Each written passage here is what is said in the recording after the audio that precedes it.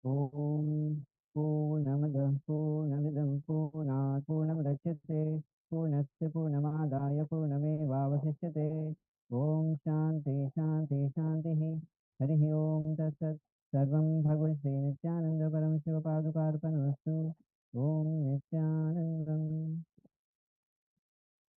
Next we'll be starting the power manifestation session, which will be on consciousness over matter. This will be going to be the next level. So let's begin the session with a Sadhguru Vandana. Nityanandam param sukhadam kevalam jnanamurtam dvandvaतीतं गगनसदृशं तत्त्वमस्य आदिलक्ष्यम् एकं नित्यं विमलमचरं सर्वधी साक्ष्यभूतं भावातीतं त्रिगुणरहितं सद्गुरुं तं Namami. Yes. So we'll be entering into manifesting the extraordinary powers of divine. Manifesting consciousness over matter. So before we begin, let's quickly set up the things which we need. The first thing that we need is the copy of the Enlightenment book. So this is the first item. The second item is you need a coconut. And if you don't have a coconut, you can take a round object, fruit. The third thing that we need is the camera with the timestamp. Just take a few seconds as you set up your camera, which you'll be using to record your power manifestation. Now let's enter into the instructions of the power manifestation. The first step is you're sitting in cross-legged on the floor. And if you're not able to sit, you can sit on a chair. But make sure that you are sitting with your head, neck, spine in a straight line. The next step is visualize yourself. Visualize Paramashiva has come down as Bhagavan Nithyananda Paramashiva from KAILASA. And remember Paramashiva in your third eye. Sit with this powerful cognition. Meditate on this. Think intensely you are Nithyananda Paramashiva. Anything else you think as your identity is delusion. Drop it. You are Nithyananda Paramashiva. Being absolute and clutching, complete completion and oneness to experience the state, space and powers of Paramashiva. Do the intense ajapa of Om Nithyananda Paramashiva. Having the deep feeling connection with the Bhagwan to experience the being of Paramashiva. Now let's get ready as we'll be entering into manifesting the powers of consciousness over matter. Now connect with any matter, any immovable or even stone, move stones or mountains. Even ask the trees to bear fruit, allow the flowers to shower from trees. Connect with any living being and ask it to respond in a specific way. These are all examples of consciousness in matter. Now, before entering, we'll be referring to the scripture reference from the Jnana Bhairava Tantra, Sutra 120, Dharma 95. The verse goes as Pachit Vastu Jnane Dasti Nivartaye Tadjnanam Chittahitam Devi Sunyalayo Bhavet. Bhagavan Paramashiva says, having fixed one's eyes on a particular object, one should slowly withdraw the sight from that object. As that slowly eliminate the knowledge of that object along with the thought and impressions of it. Then, O Devi, one abides in Sunya, the state where there is nothing other than this exists. This is the state of all inclusiveness in mind. Now, let's move on. The power that will be manifesting is raising the coconut. In the previous power manifestation, we were lowering down the coconut. In this session, we'll be manifesting the power to raise the coconut. So it's a 5-step guidelines, which is going to be a 5-minute round of you manifesting the power. The first step is you open the living Latin book, which is the living deity itself.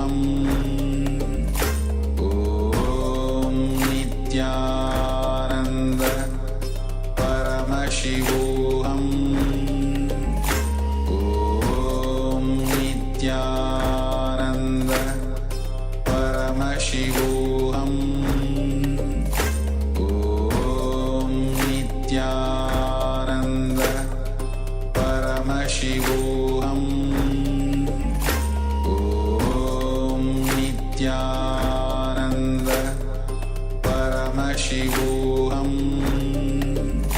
Om Nithyananda Paramashivoham. Om Nithyananda Paramashivoham. Om Nithyananda Paramashivoham. Om Nithyananda Paramashivoham. Om Nithyananda Paramashivoham. Om Nithyananda Paramashivoham. Om Nithyananda. So after this power manifestation, so let's take some time and go on to your social media and share this power manifestation, the video which you have recorded, and upload and share on the social media. Let's end it. With this, we have come to the conclusion of this session. We will be finishing this session with the full mantra, and our next Acharya will be leading us to the next session. So let's join our hands and let's end this session. Om Purnamadah Purnamidam Purnat Purnamudachyate Purnasya Purnamadaya Purnamevavashishyate. Om Shanti Shanti Shanti Harihi Om Tatsat. Sarvam Bhagavate Nithyananda Paramashiva Padukarpanamastu. Om Nithyanandam. Yes, thank you. So let's wait as we are going back with the next Acharya. Om Nithyananda Paramashivoham.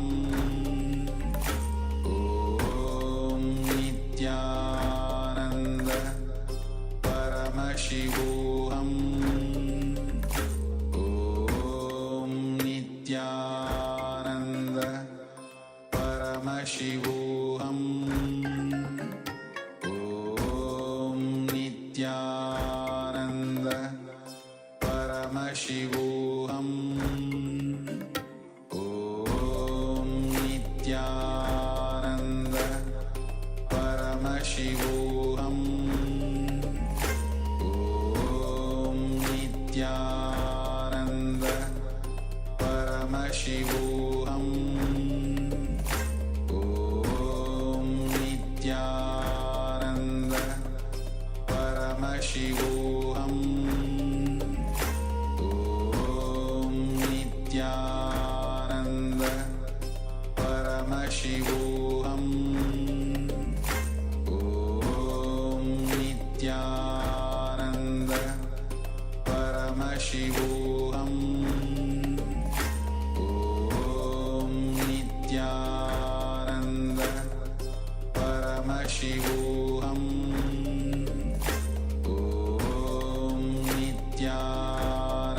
Nithyananda Paramashivoham.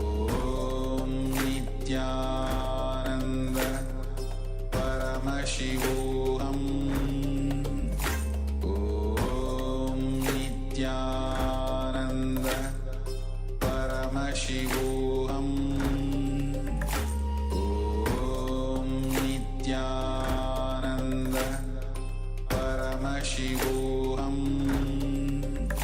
Om Nithyananda Paramashivoham. Om Nithyananda Paramashivoham.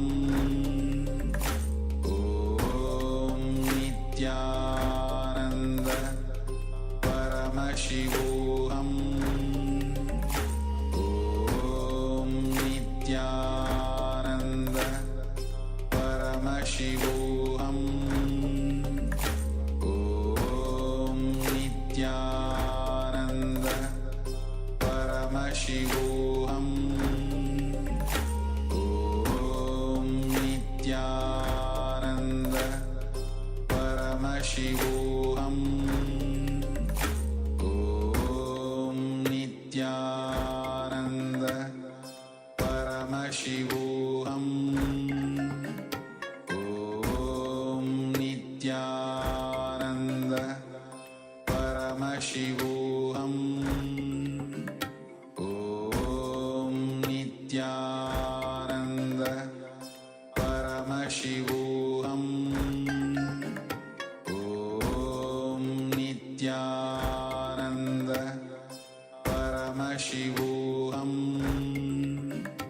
Om Nithyananda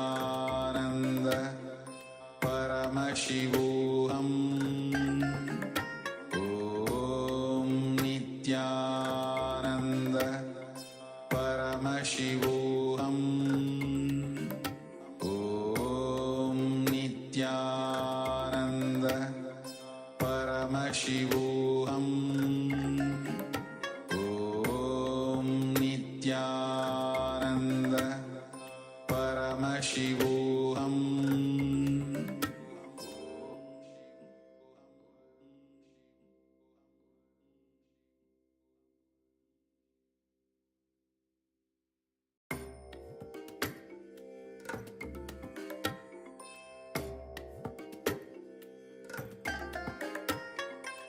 I bless you all.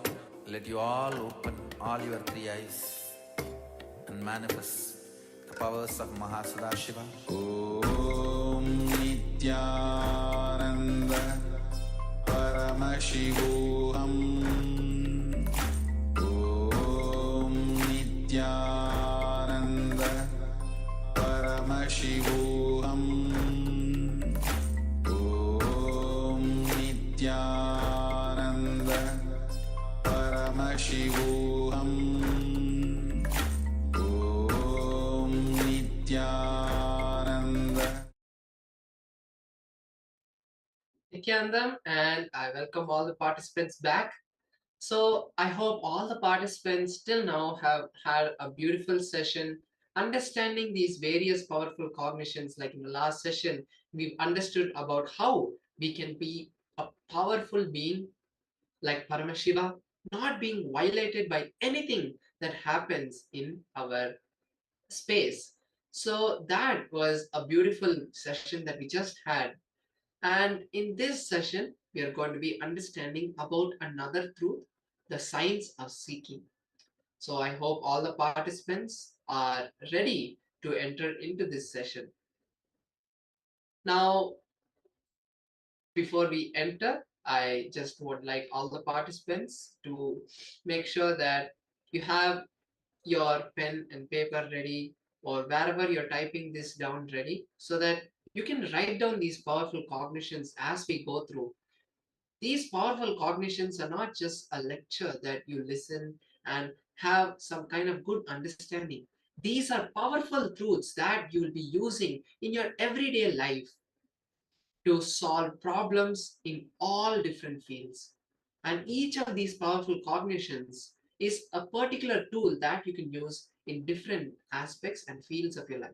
So let's enter into this beautiful session, the science of seeking the source from the Upanishads.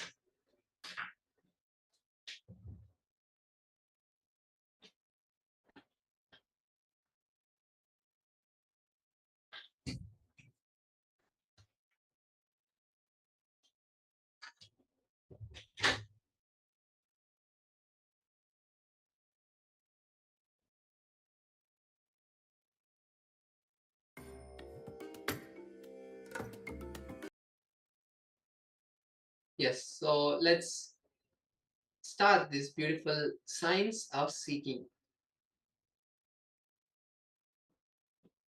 So the Upanishads are basically a beautiful scripture that is given to us by Paramashiva to preserve and present some of the valuable thought currents humanity needs to enjoy, cherish, and explore for deeper and higher possibilities.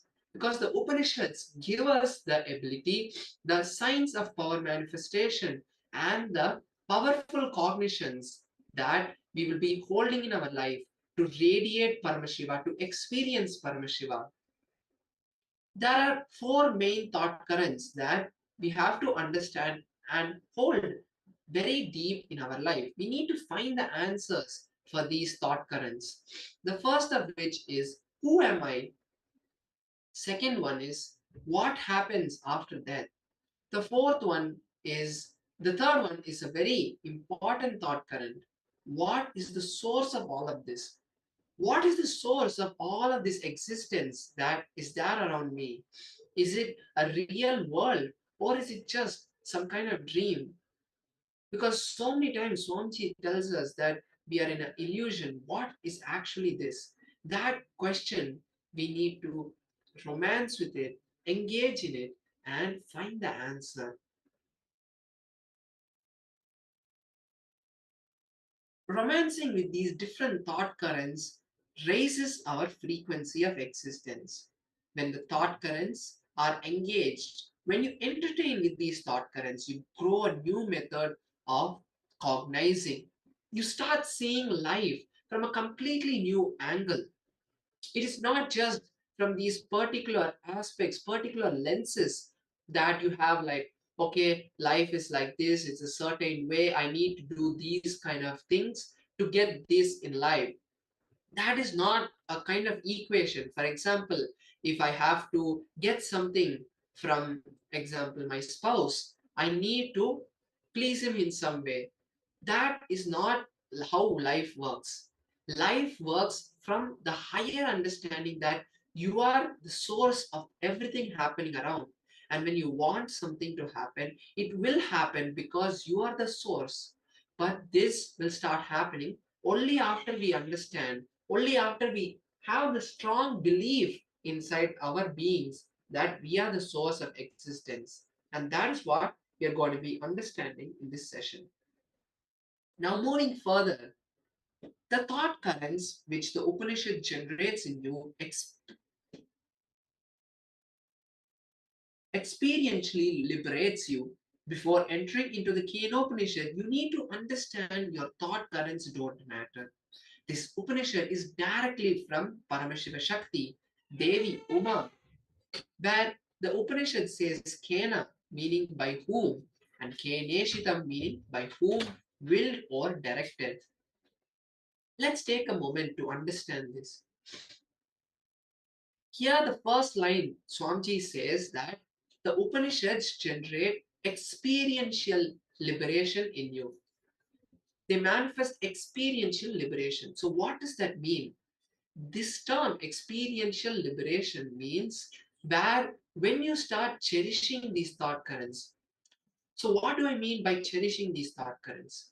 Now, when in a particular moment in my life, when I face a situation where I need to find a solution, when we start implementing these thought currents, for example, there is a situation in your job where you have done so much, but your boss has taken all the credit and all the blame has come to you. This is a situation that we face in our life, or even at home, where, for example, our parents are not giving us something that we want, whether it might be money or moral support. So, in these kind of situations, which actually touch us, when we start seeing what is the source I am manifesting this kind of situation, because always situations happen only from the outside and not from you, not from the outside, it happens only from you. You may think, how is that, how am I creating the situations around me? The understanding is, when you hold a particular belief in you that, okay, every time I do something in life, I'm only put down, this feeling in you will keep on repeating in every part of your life. That is why it's called a pattern, an engram. This pattern keeps on repeating again and again. As they say, history repeats itself. In that same way, again and again, you will keep seeing this everywhere. So, when we apply this powerful cognition of seeking, we will find the root of this incompletion, find the root of this pattern, and complete with it. Then we will start seeing the change happening where things will start moving in a different way. You will start seeing life in a different aspect. That is the experience of liberation. And when you hold these thought currents, the other patterns are completely destroyed. That is what Swamiji explains here as the thought currents, your thought currents don't matter. Your powerless cognitions, your patterns, your engrams, none of them matter. That is what Swamiji is explaining here. Now, the essence of Kenopanishad is seeking the source. You can capture this by developing subtle grooves in your brain by evolving complete completion. Swamiji here is explaining that when we keep practicing this seeking and completion, which both they implement each other, they complement each other, where when you start seeking the source, you will complete with incompletions and then you will seek more. So this beautiful virtuous cycle will intensely enhance our brain with giving us the capability to see life from a different aspect, giving us the subtle brain grooves to see Paramashiva. That is what Swamiji is explaining here. Now let's hear from Swamiji itself a more deeper insight into this beautiful cognition of seeking the source from the Kenopanishad.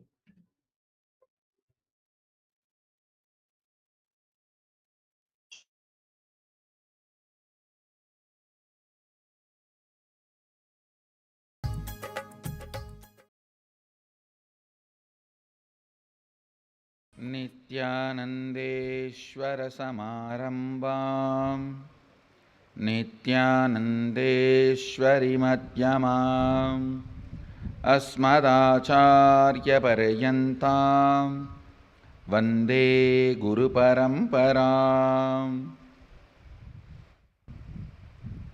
I welcome all of you with my love and respects. Kena Upanishad. Brief technical introduction. The word Kena means whom. The Upanishad appears as the 9th chapter in Talavakkara Brahmana of the Samaveda and also known as Talavakkara Upanishad in our Jaimini Brahmana. 35 verses and Shanti Mantra. It's one of the very important Upanishad. And as per the Muktika Upanishad, it's a second Upanishad. The whole order Upanishad is also called, known as Talavakkara Upanishad. Kena means exactly, the word means whom, by whom. Kene shitam, by whom willed or directed, directing the enquiry of the truth to its very source is the seed of Kenopanishad. Please understand. This Upanishad directs your seeking to the source. I'll start with the Shanti Mantra, then I'll introduce the Upanishad. Please chant along with me. Apyayandu mamangani. Listen, the verse actually is mamangani. Padabeta is mamangani, means the way I heard from my guru is Padabeta. The Padabeta is mamangani. The ma plus not full a, half a. Mamangani apyayandu. Mamangani vak prana chakshuhu Shrotramado Balamindriyani cha Sarvani. Please understand the original mantra is Sarvani. Patabheda is Sarvani. The half U is added. Sarvani.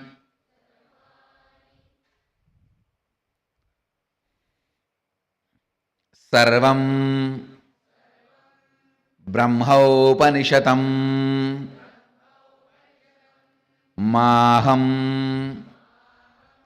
Brahma Niraguryam Mama Brahma Niragarot Aniraga Aniragaranama Aniragaranamastva. That is the word, that is the way the big words are taught. Aniragaranamastva Nirakaranam Me astu Tatatmani Nirate Ya Upanishatsu Dharmaste Mayi Sandhu Te Mayi Sandhu. Om Shanti Shanti Shanti. Balasans, chant the Shanti mantra. By chanting this Shanti mantra, formally I inaugurate Kenopanishad.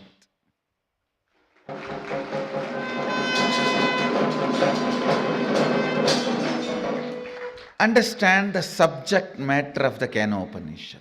Now, that is the important thing.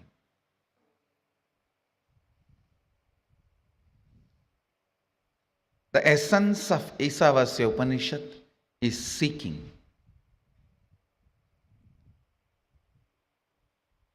The essence of Kenopanishad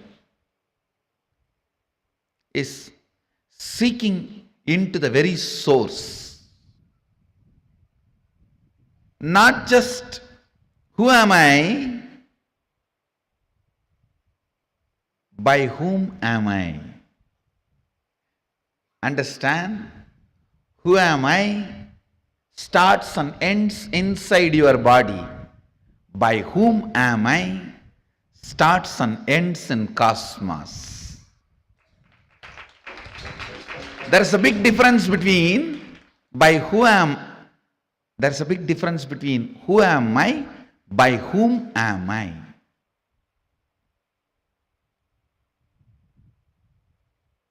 Enquiring into you is seeking. Enquiring into the source is seeking the very source. The subject matter of Kenopanishad deals with multiple sacred secrets, sacred truths. But important sacred truth, the essence is, whom am I? By whom? By whose will everything came to existence? Whom am I? Some of the best brains produced in the planet Earth were rishis. Some of the best people happened in the planet Earth were rishis. I still wonder, seeing the kind of a subtlety and capacity to catch and reflect the cosmic truth. Please understand.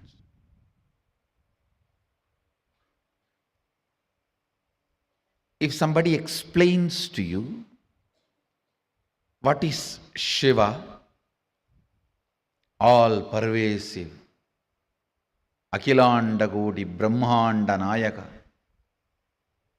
Satchidananda Varabrahma,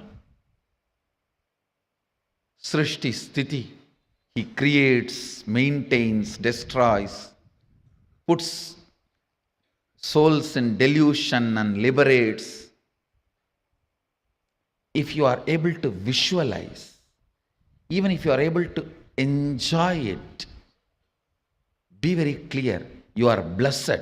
Only if your brain has developed the subtle grooves which can start enjoying these higher things, can understand it. If you understand, you will enjoy. If you enjoy, you will understand. A rough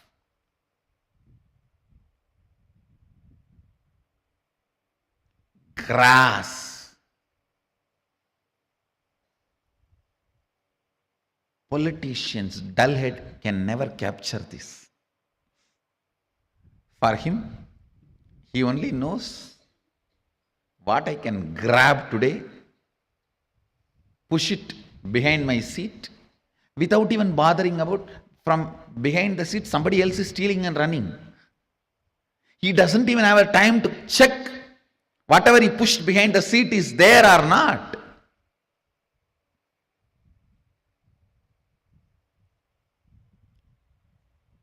A grass, power hungry, lazy, tired, bored man can't even understand. If you explain these subtle truths, his brain cannot capture those visualizations. Because he can't capture those visualizations, he can't enjoy. When he doesn't enjoy, he can't capture. It is like a vicious circle. I tell you, even about Guru, if you are able to enjoy his quality, you will understand his qualities. If you understand his qualities, you will be able to enjoy his qualities. If you are able to enjoy, know clearly you are blessed. You are blessed. Ignorant, tired, agitated, dull head can never capture the subtle truths or the subtle qualities. Because he cannot imagine, he won't enjoy. Because he doesn't enjoy, he can't visualize. Ability, the brain's ability to catch the subtlest visualizations come by a long practice of internal silence, what I call unclutching or meditation. Understand? by the tremendous internal silence, your brain develops the capacity to capture the most subtle visualizations. Ability to capture the most subtle visualizations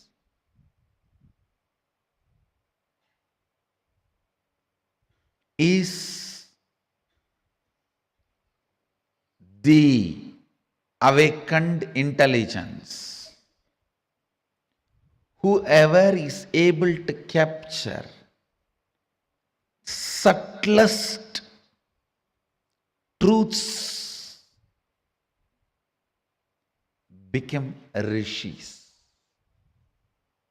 His brain has evolved, developed such subtle grooves. It started reflecting the cosmic truths. It started capturing the cosmic truths. It started becoming a pure, silent water pond where the moon is reflecting as if it has come down to planet Earth. Moon is reflecting as if it has come down to planet Earth. Understand, practicing surrender or unclutching or Anandagandha Dhyana,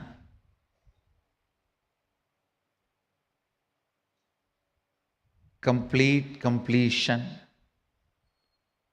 all this not only brings peace into your heart, it raises the subtlety of your brain grooves and your brain's ability to capture the higher truths. Your brain's ability to capture the higher truths. Brain's ability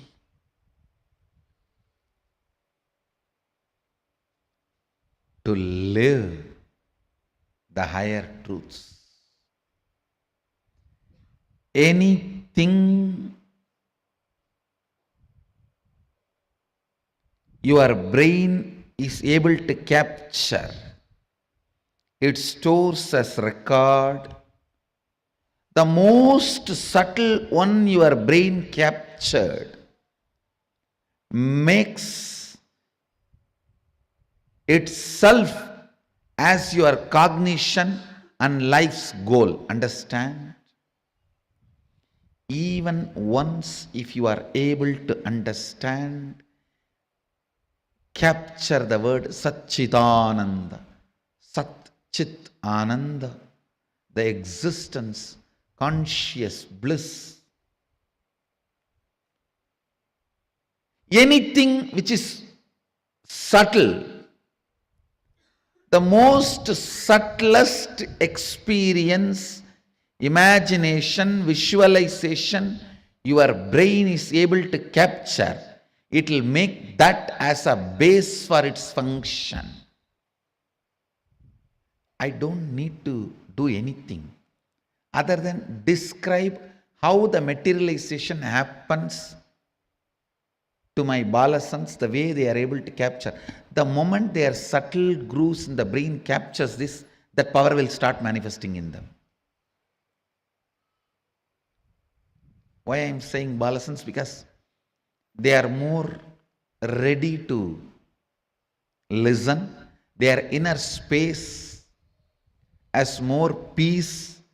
Their brains have more subtle grooves to imbibe what I am sharing. When I explain that science, if you can visualize it, that power will start manifesting in you. Because any everything your brain can visualize, it will make that as your basic functionality. If I can explain moving from one body to another body, astral travel, and your brain is subtle enough to capture it, visualize it, you will start manifesting that power. All powers are like that only.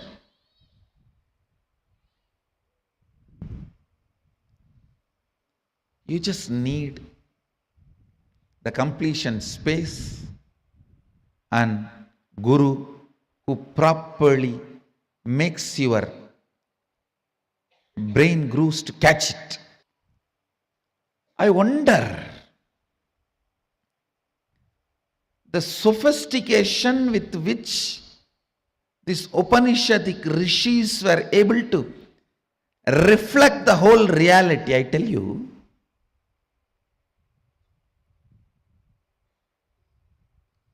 the detail with which they describe the stars and the planets in Vedas and Agamas, you will be shocked. Even I was wondering, how did they see? Unless you see, you can't pen down so detailed, such detail. The biggest conspiracy done against Bharat is the Indian astronomy and astrology was not given its due respect and legitimacy, brushed aside in the name of myth and mythology.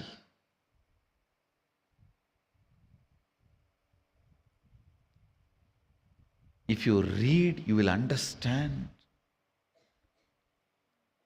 Oldest in the future, longest possible prediction can be done only by our calendar, Panjiga. Science is so perfect. I used to wonder, what was the telescopes they used? What was the satellites they used? How did they so precisely record the details? Actually, the exact method happened. I saw in the cosmic records. One rishi will sit in samadhi and reflect the whole cosmos in his inner space. The other rishi will just see his inner space, do fast forward, just like how you handle the iPad and pen down. That's the way they have done it. He will become so pure, complete completion, his inner space will just reflect the whole Milky Way, the whole cosmos.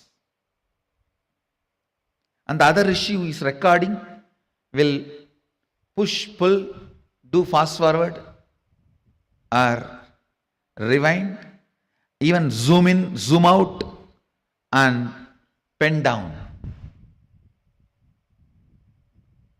I commit with you guys, I'll make my balasans to do this.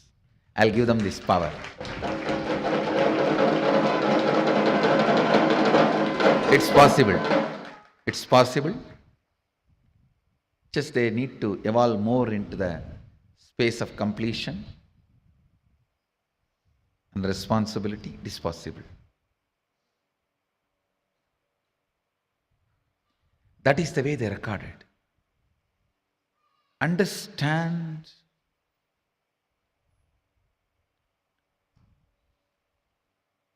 more and more your inner space gets into completion, more and more you will catch the sacred secrets about the source, cosmos. This question, by whom? Keneshitam.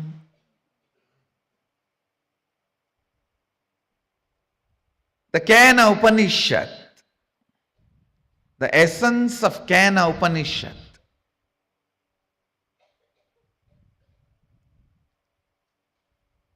you can experience the essence if you make your inner space completely complete.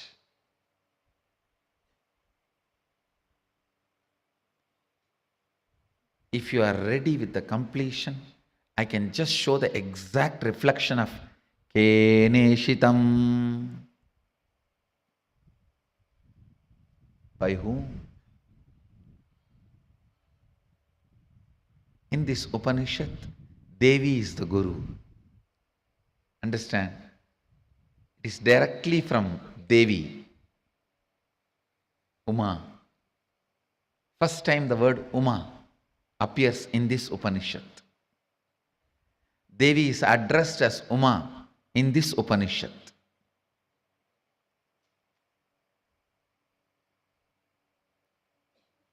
The word Ishvara, Isha, is used for Mahadeva in the first Upanishad. The word Uma is used for Devi in this Upanishad. You can reflect, capture, visualize exact, most subtle visualization with a little completion inside. Please understand. Understand this example. A 7 or 8-year-old child is made to see pornography again and again. The physical maturity age is quickened more than 70%, means the physical maturity, if it is supposed to happen at the age of 14, it is drastically brought down. By the age of 8, the body will be physically matured. If the body is made to visualize again and again the sexual action through pornography or some reminding, because whatever your brain visualizes, body becomes ready to it, make that into reality and experience. The brain makes that into your experience. That is why I say, if you want next generation to be sexually healthy, ban pornography. We always have a wrong idea. It is through porn next generation is going to enjoy the sex. No. It is going to be a big disease. If you want the next generation to have a healthy sexual life, ban pornography. Because that is going to reduce the age of physical maturity, which is going to drastically destroy the health of the next generation. Understand the truth I am trying to convey. Anything your brain can capture and enjoy, your life will make that into reality.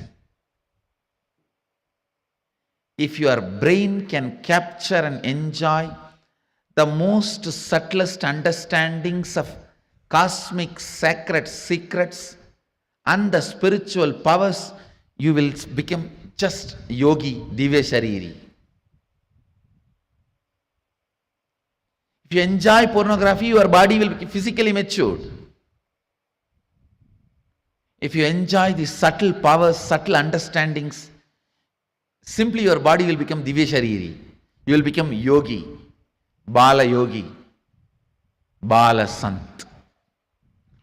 Bala sant is a person whose brain captures all these highest conscious truths, subtle truths while you are young. The way your brain captures these great truths, simply your body starts manifesting it. You become yogi, you become a Divya Shariri, you become embodiment of Mahadeva. You become Balasant.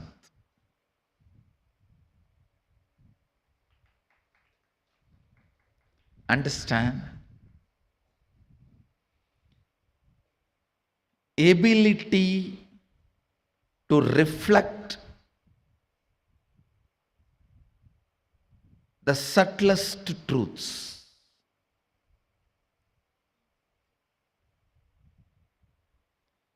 Ability to reflect the sacred understandings.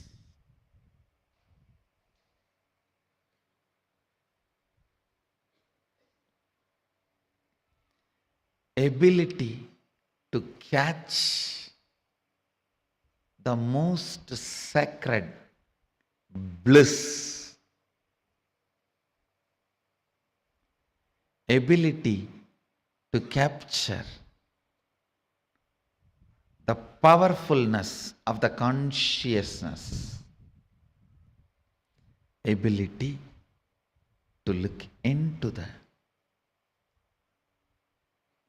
source of the cosmos happens with tremendous completion and peace in the inner space. So before entering into this Upanishad, I request all of you today, spend time doing completion. Tonight, spend time doing completion.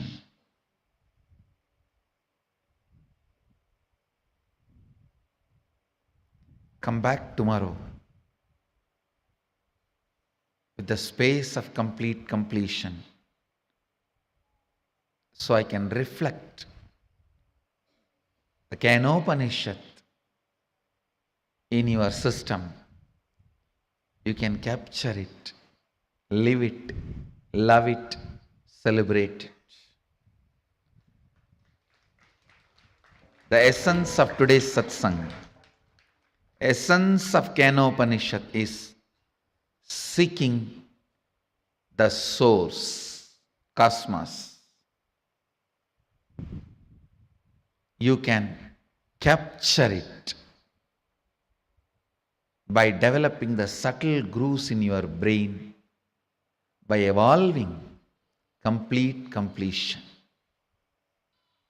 We have further sessions for inner awakening participants.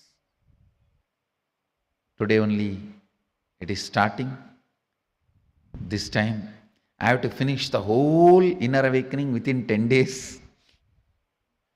Because the next 10 days, Shivoham and Nithyanandoham process.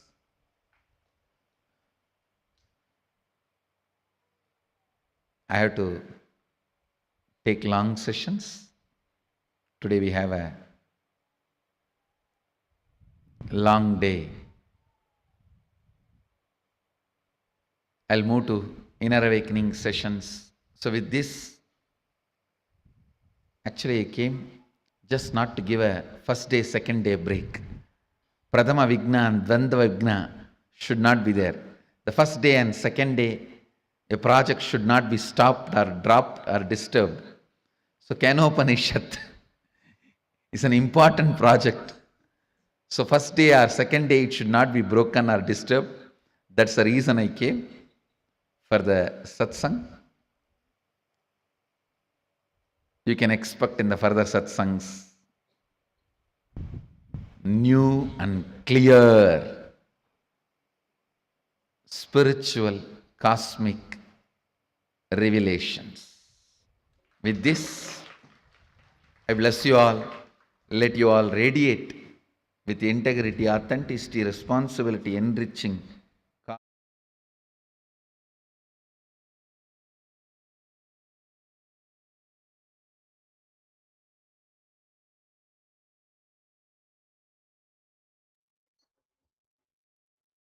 So beautifully, we heard from Swamiji, him sharing this beautiful, powerful cognition of how seeking the source is the fundamental of our life. We need to make it the fundamental of our life. And now let's move into understanding the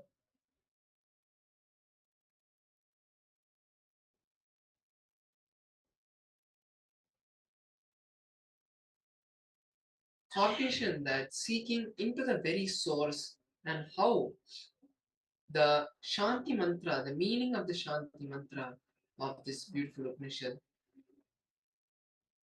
So here Swamiji explains to us a powerful cognition that directing the inquiry of the truth to its very source is the seed of Kenopanishad. The essence of Ishavasya Upanishad is seeking whom am I? The essence of the Kenopanishad is seeking into the very source who, by whom am I? Means who created me? What is the source that created me? The cognition, who am I, ends with the body, but the cognition, whom am I, will end only with the cosmos. That that conquest that we take, that inquiry that we go into, understanding the deeper and deeper cognitions that Swamiji has to give us, understanding these deeper and deeper cognitions of the life happening around us. That is the science of seeking. Now I'll be chanting the Shanti mantra of the Kenopanishad, and we'll be seeing the beautiful understanding from this Upanishad. Here, the Shanti mantra chants Om Apyayantu Mamangani Vak Pranashchakshushrotramato Balamindriyani Cha Sarvani Sarvam Brahmopanishadam Maham Brahma Nirakurya Mama Brahma निराकरोद निराकरणमस्तु निराकरणं मेस्तु तदा आत्मनि निरतेय उपनिषत्सु धर्मास्ते मयि सन्तु ॐ शान्ति शान्ति शान्तिः. This is the beautiful Shanti mantra of the Kenopanishad. The ability to will is the peak of your ability to manifest whatever you want in life. Paramashiva is willing for you to manifest him. The more and more you manifest his powers, the more and more you are manifesting Paramashiva. Maturity brings integrity to your will. Maturity is when you become filled with strength and energy. But when will you be filled with strength and energy? It is when you cognize the source of you. Because when you see, for example, if you find the source of the water, at the source, the pressure of the river is very, very high. The river at the source is always very powerful. That is why it is able to create a river.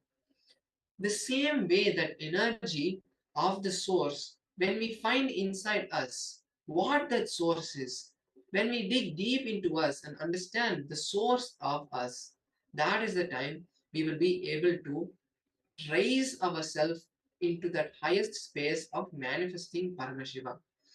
Here, we'll be now understanding. So as we dig deeper and deeper, it requires will persistence.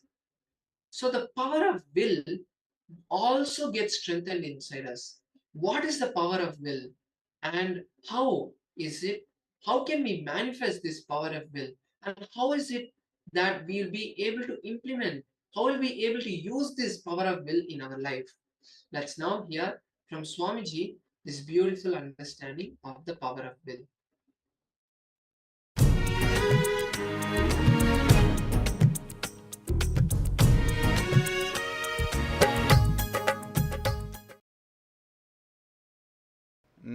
नित्यानन्देश्वरसमारम्भाम् नित्यानन्देश्वरिमध्यमाम् अस्मदाचार्यपर्यन्ताम् वन्दे गुरुपरम्पराम्.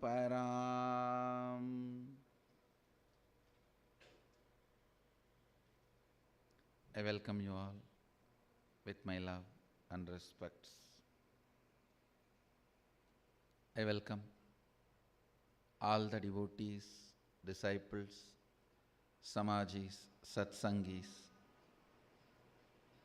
Sarvanyapeta Yajamans, Shri Mahants, Mahants, Kotaris, Tanedar, sitting with us all over the world through Nithyananda TV, two-way video conferencing, having Nayana Diksha. I welcome all of you with my love and respects.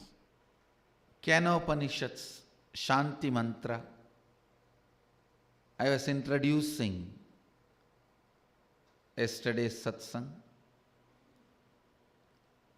Let's recite the Shanti Mantra and enter into the understanding. Om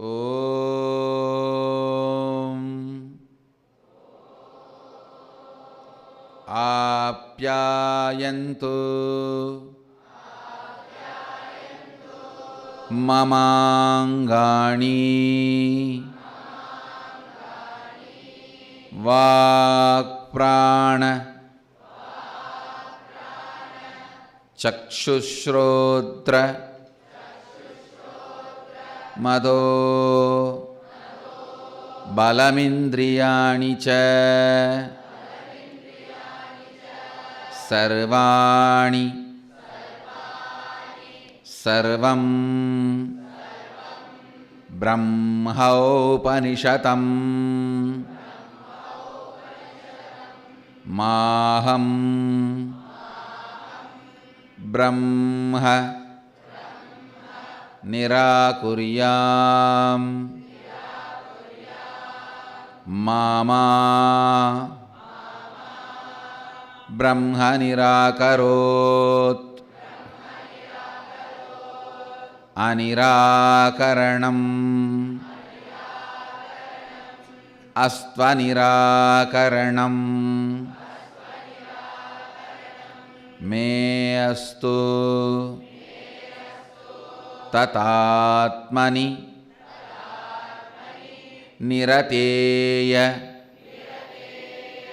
Upanishatsu Dharmaste Mayi santu Te mayi santu Om Shanti Shanti Shanti.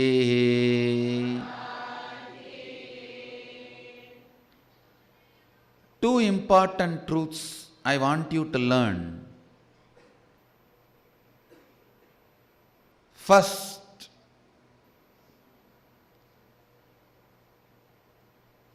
the Vedic way of living, Vedic lifestyle starts with peace, ends with peace. All the knowledge we generated, please understand, we had everything and much more what modern science has produced now. Whether it is jet, plane, rocket, missiles, nuclear weapons, chemical weapons, we had everything and much more. In Vedic age, in Vedic era. But we were very clear, it will be only for peace.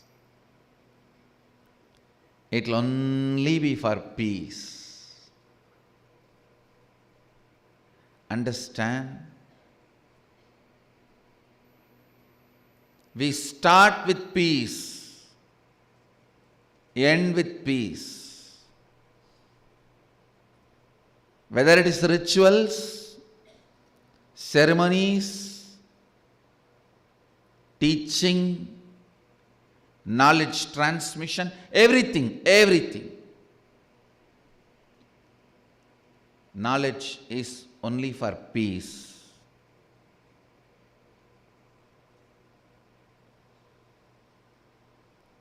Only one big crime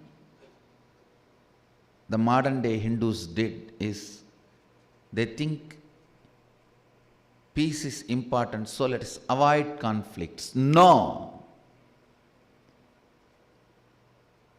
By avoiding conflict, you will never be in peace. By avoiding conflict, if you try to be in peace, naturally the other forces will push you to the corner till you become non-existent. Avoiding the conflicts is not methodology for peace. Right methodology for peace, facing it, solving it. Peace is the purpose. That does not mean we are afraid of conflicts. Peace is the purpose, does not mean we are afraid of conflicts. Peace is the purpose, does not mean we are powerless to handle conflicts. That is one of the biggest crime the modern day Hindus did. Trying to avoid conflicts to have peace. That is why modern day Hindus lost their backbone.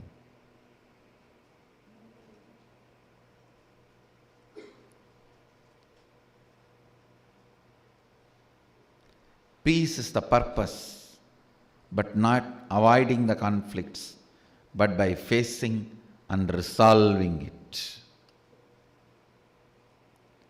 We start with peace and end with peace. Live in peace does not mean we are weak. No.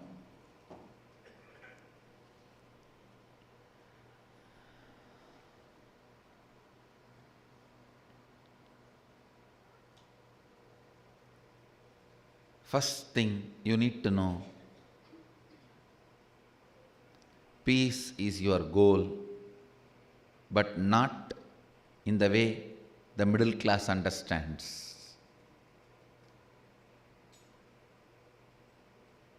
Middle class can never grasp any truth with its context, so it tries to cook up his own theory. The middle class way of living peace is avoiding conflicts. No.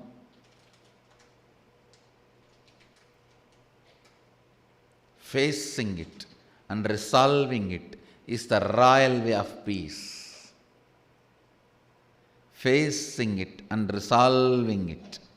Facing the conflicts and resolving the conflicts is the royal way of peace. Upanishads are royal science, not the middle class science. It is royal science. Listen.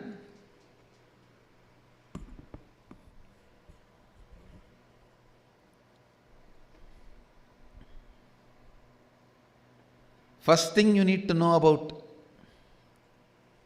the Shanti mantra,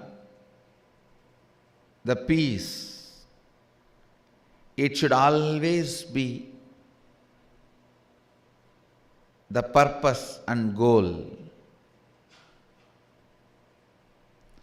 Peace of the individual, peace in the family, peace in the society, peace in the community, peace in the country, peace in the world, peace in the universe. That is the goal. but not by avoiding the conflicts, but by facing it and resolving it. But by facing it and resolving it.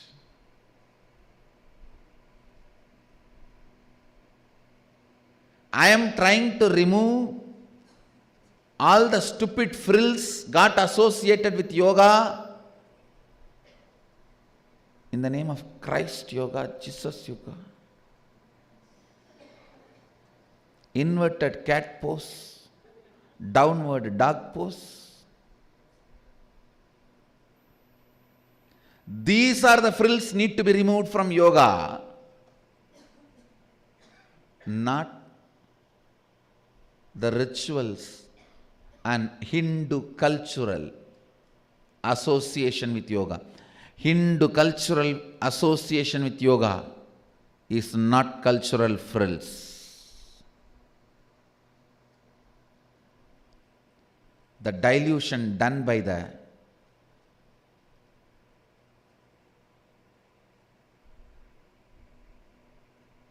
marketers of the yoga is the frills need to be removed. I should call us uncultural frills.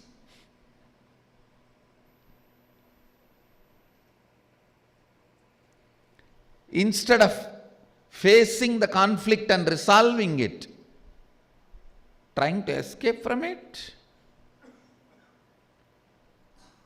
that is not peace. Trying to escape from the conflict is middle class mind.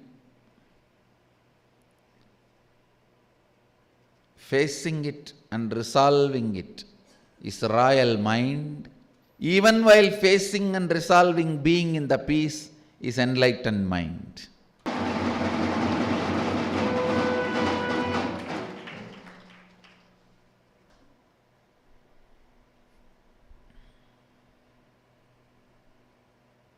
First thing, goal is peace.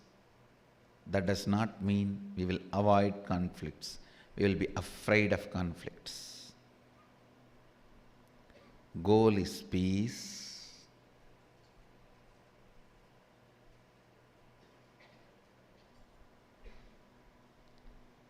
By facing and resolving the conflicts.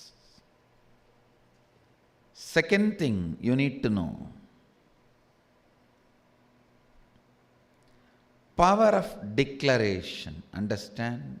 The last Upanishad, Ishavasya Upanishad, Rishis were introducing the science of prayer to us. Sohamasmi.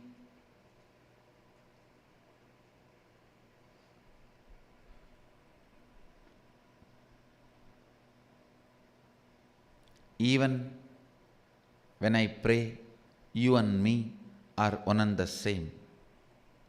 Sohamasmi.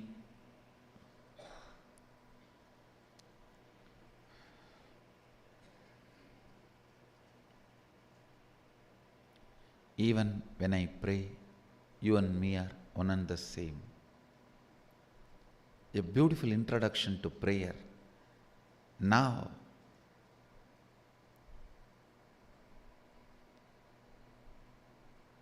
Rishis are taking us to the next level. I tell you, declaration is the peak of prayer. Declaration is the highest possibility of prayer.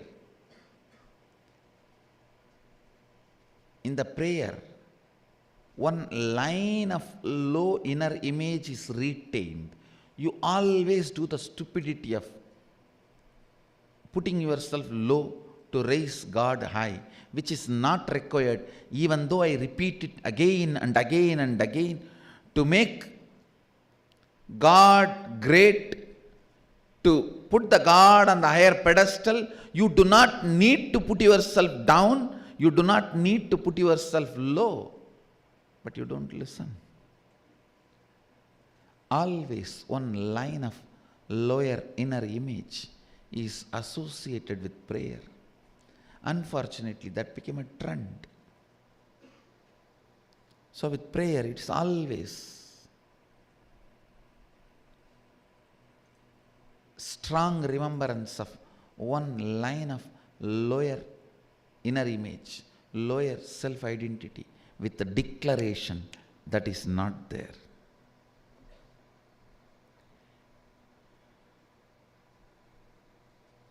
Ordinary unconscious prayer, the lower self inner image, the lower idea of you, lower image of you is praying to the highest expression, God. In Isavasya Upanishad, the prayer is taken to the next level where you are taught, Sohamasmi. Even when I am praying, you and me are from the same source. O source, make what I want as reality. Now the Kena Upanishad is taking it to the next level. Declaration, not prayer. Me, my ability to will. Understand? Just like you have various abilities, ability to see, ability to use your hands, ability to use your legs, ability to listen, ability to think, you have something called ability to will. The ability to will integrates all your abilities. The ability to will is the spiritual umbilical cord connection with cosmos. Understand, other than God, no one can will. When we are told only God's will be done, means actually no one else can have will. Only God can have will. If you are having the power to will, you are connected to God. You are part of God. You are Him. Understand?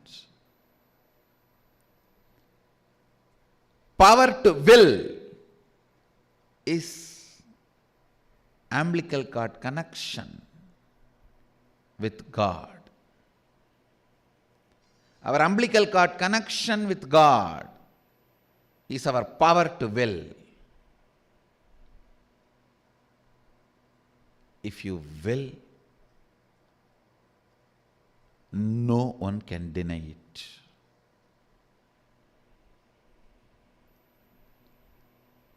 Even God cannot deny it, because your will is bestowed on you by God. The Upanishad does not say, O Brahman, let all my energies be awakened. No. It does not say, O Sadashiva, let all my energies be awakened. No.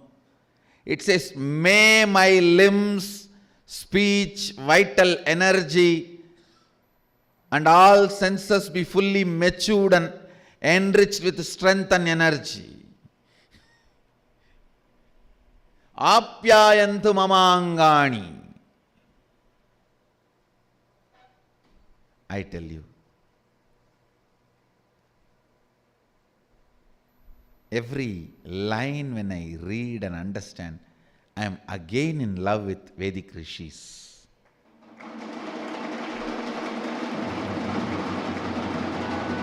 Every time I read a statement and understand, I just fall for them once more. What a unselfish, powerful revelation of truth. But Upanishadic rishis, such vast realizations, but zero tendency of exploitation.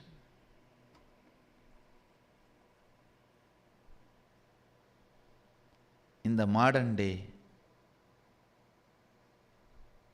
the more you exploit, more you are successful. Especially when I hear these horror stories of doctors coming out and confessing that they falsely diagnose people with cancer, even though the patient has no cancer, just for the sake of selling medicines and false treatment. This is just a horror story. Worse than murder stories, worse than rape stories.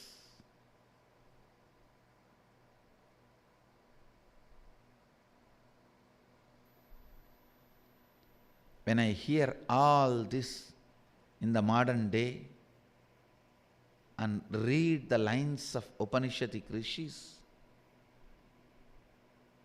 what an amazing, powerful strength and zero selfishness. All their plans are only to strengthen you. When I read these verses, I understand what a great, unselfish, dedicated, sacrificing, empowering consciousness. Just for their purity, they are worthy of being worshipped as gods.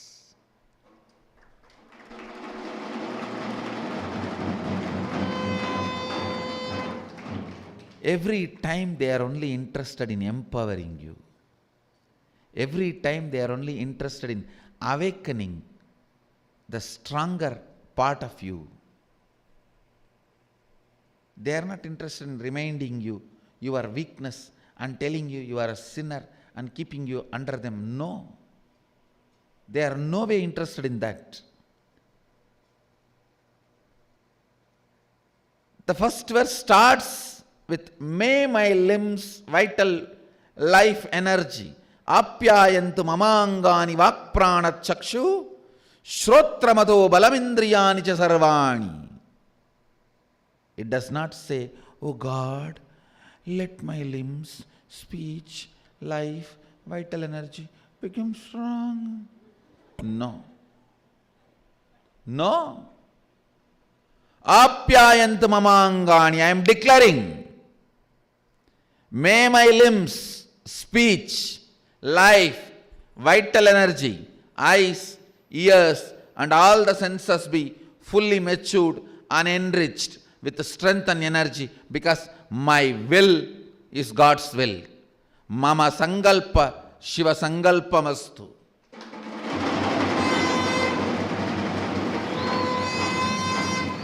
My will is the umbilical cord connection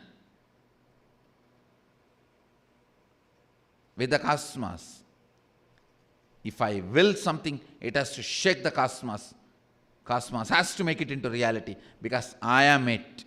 I am still connected to it. If I don't have the power to will, I am disconnected from it. As long as I have the power to will, I am authority. I am authorized to will. I tell you guys, just use this one truth.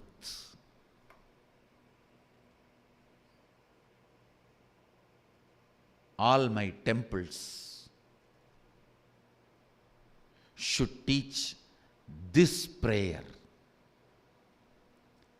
teaching human beings to create the will and make it into reality. You will be so strong, so beautiful.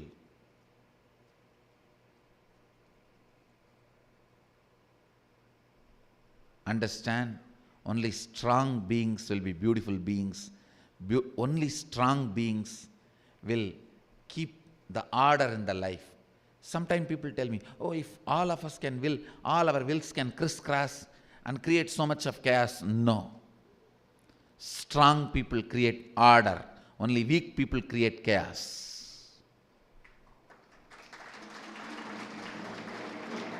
Strong people never create chaos. Strong people create order. Only weak people create chaos.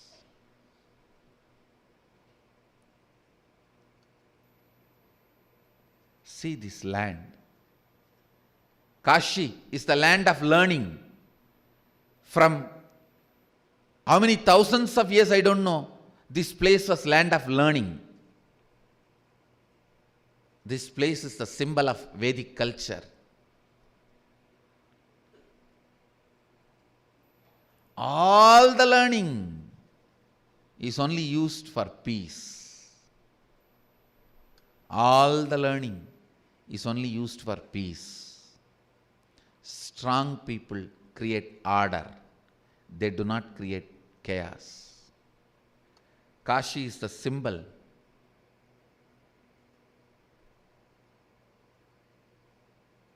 See the whole Kashi. Everything is in order.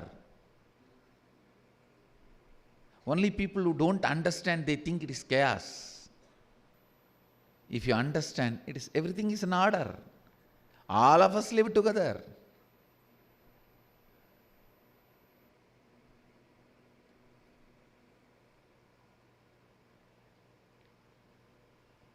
Strong people create order, not chaos.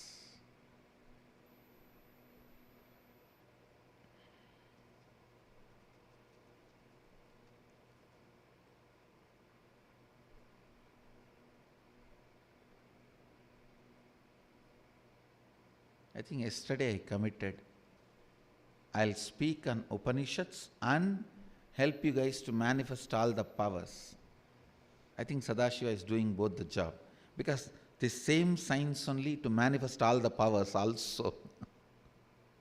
This is the same truth. Upanishads are talking in the first verse, and this is the same truth used for manifesting the powers. For manifesting all powers, just you need to declare will. Will means Anya. Anya means third eye. Third eye means Varanasi.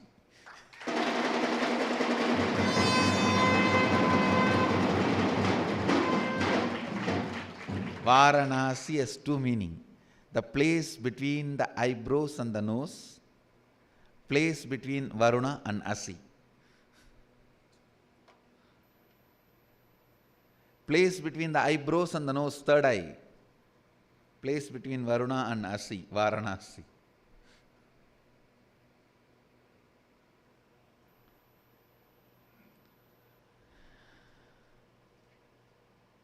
Your will is seated on the Anya Chakra, third eye. Varanasi is the right place to manifest that power, to practice.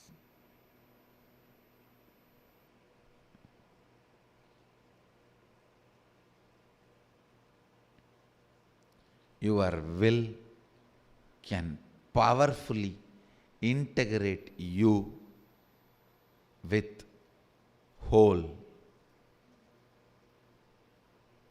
Brahman or Sadashiva.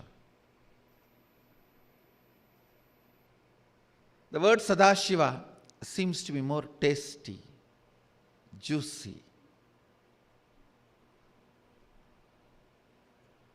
because not only it is the source of everything, it manifests not just experiences, powers too. Brahman seems to be more experience. Sadashiva is experience and expression put together.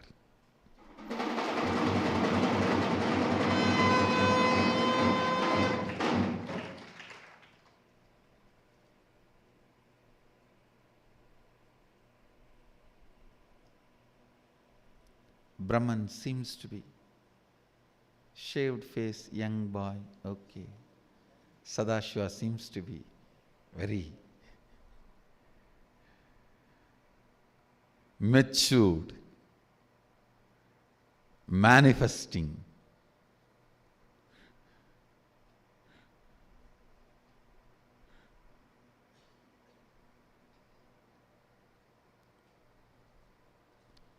Whether it is Brahman or Sadashiva, will is the umbilical cord through which you manifest. Will is the umbilical cord through which you and Sadashiva are connected. You and Brahman are connected. You and the universe are connected. As long as you have power to will, you have a right to enlightenment.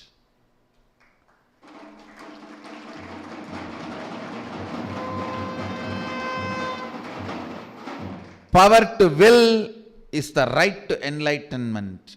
When you have the key to treasure, when you have the key to treasury and not enjoying the treasures, you are fool. When you have the will, which is the key to enlightenment and manifestation of all the powers, and you are not manifesting it, you are fool. Don't waste your will. Don't wait. It will be there forever with you, even if you don't use. Don't think. It will be there forever with you, even if you don't use. And don't take your will for granted. When you have it, better use it. When you are having it, better use it. If you don't use it, Sadashiva may think, oh, I think he doesn't need it, and it can be taken away any day. Before it is taken away, use it. Come to Kashi when you have 2 legs to walk. Don't wait for 8 legs to carry you.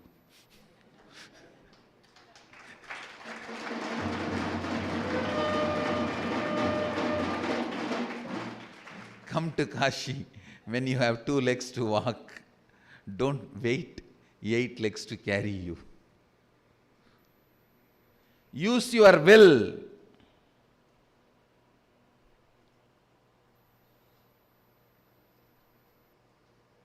When you are having it. Ability to will is the peak of human consciousness you can experience. Ability to will is the peak of human consciousness you can experience.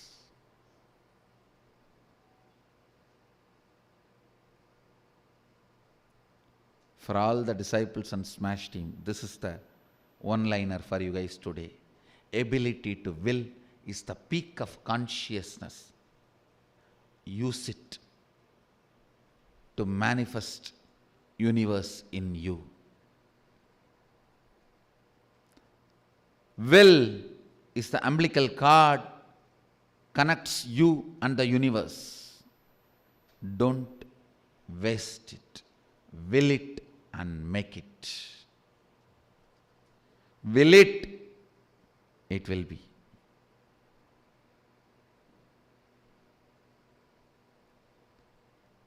Use your power of declaration.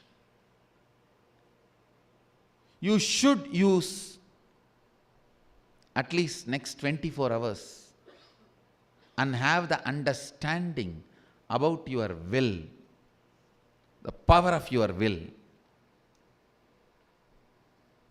Then I will teach you this verse, which can become reality just by your will. Because this verse is the best will you can create.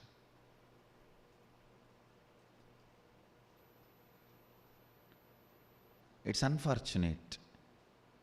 In English, I don't have any other word to translate Anya, but you need to know, in English, will is used for future tense. In Sanskrit, Anya is present tense.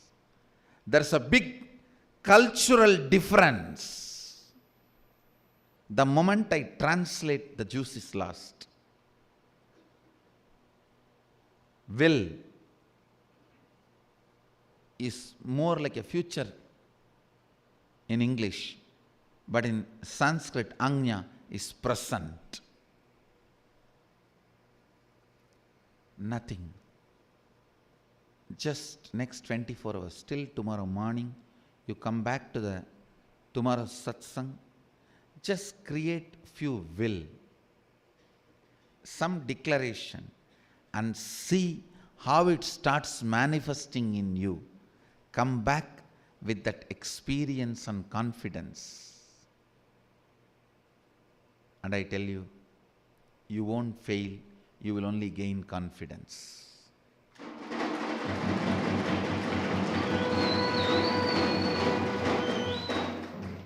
Try to create some will in your life. It can be as simple as the red signal in the traffic signal should change.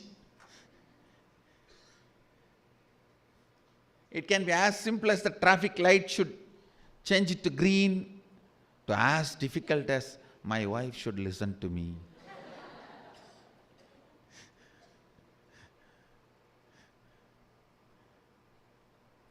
Create a will and see how it manifests, and come back with that confidence. And I tell you, once you understand the science of will, so much can be manifested by you. So much of ardor, so much of love, so much of life can be manifested in you. Please listen. Sadashiva is waiting for each one of you to manifest him, because more and more of you manifest him, more and more joy in the planet Earth. More and more of you manifest Sadashiva's powers, more and more bliss in the life. More and more of you manifest his powers, more and more consciousness in the world. So that is the best thing you will do to you and you will do to others. More manifestation of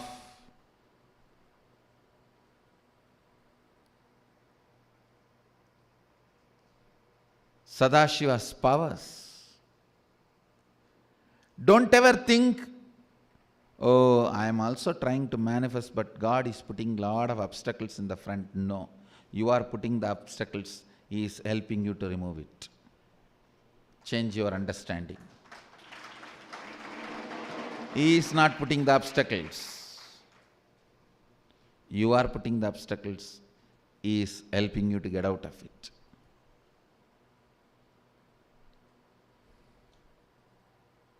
Will. Will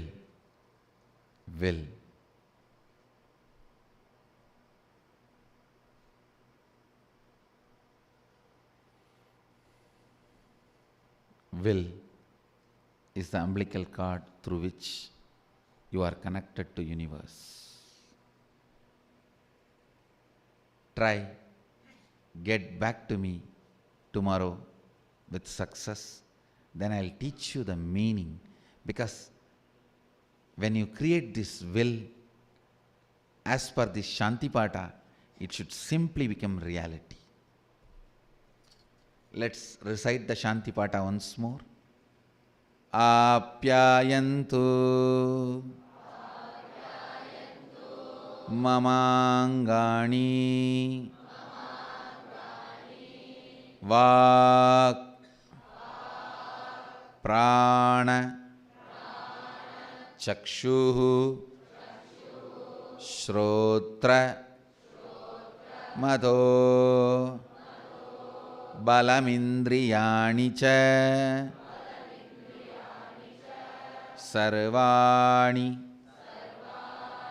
sarvam brahmaupanishatam maham brahma nirakuryam Mama Brahma Nirakarot Anirakaranam Astva Nirakaranam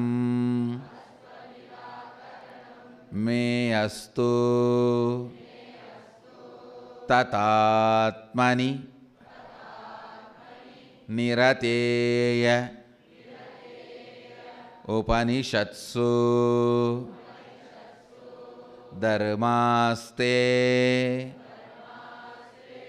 Mayi Sandhu Te Mayi Sandhu Om Shanti Shanti Shanti.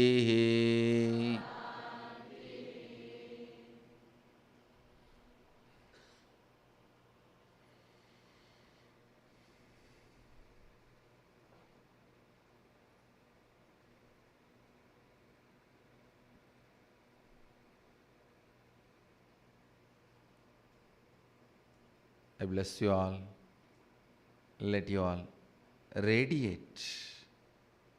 Let's all radiate with integrity, authenticity, responsibility, enriching, causing, living Shuddhadvaita Saivam, the eternal bliss, Nithyananda. Thank you. Be blissful.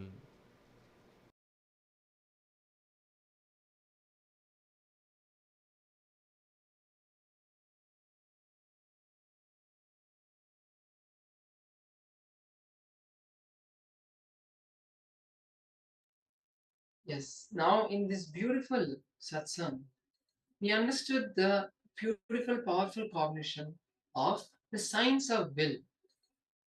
We understood that this science of will connects us with the cosmos, and whatever you will manifest. From the smallest will that you want the light to change in the traffic, or the will that you want to manifest $1,000,000. Everything is a will. And as we start using this will, this power of will, it will start growing inside us, becoming stronger and stronger, because that connection with Paramashiva also strengthens our trust in this process. The belief, our core belief system, starts getting grounded into this beautiful science of will. Now, keeping this will as a beautiful, powerful cognition, let us understand for 5 minutes, taking a declaration now for 5 minutes, that the most powerful cognition technique is declaring with will. There is nothing between you and Paramashiva other than your self doubt. Now declare and decide to manifest, I am Paramashiva, and this is the way I want my life to be. Declare this intensely. As you declare this powerful cognition, you will start seeing from this moment, you will be able to experience and manifest miracles. And now, with this, we come to the end of this segment. Now, we are going to be doing a small meditation, a detox meditation that will be allowing us to deeply root this powerful cognition that we got. The first one being the seeking, and the second one, the power of will. So, in this detox meditation, we'll be performing one of the techniques that come from the Siddha tradition. This beautiful technique is the whirling meditation, where you will stand and rotate your body continuously, and we'll see the further details of how this meditation we are going to do. Let's enter into this meditation.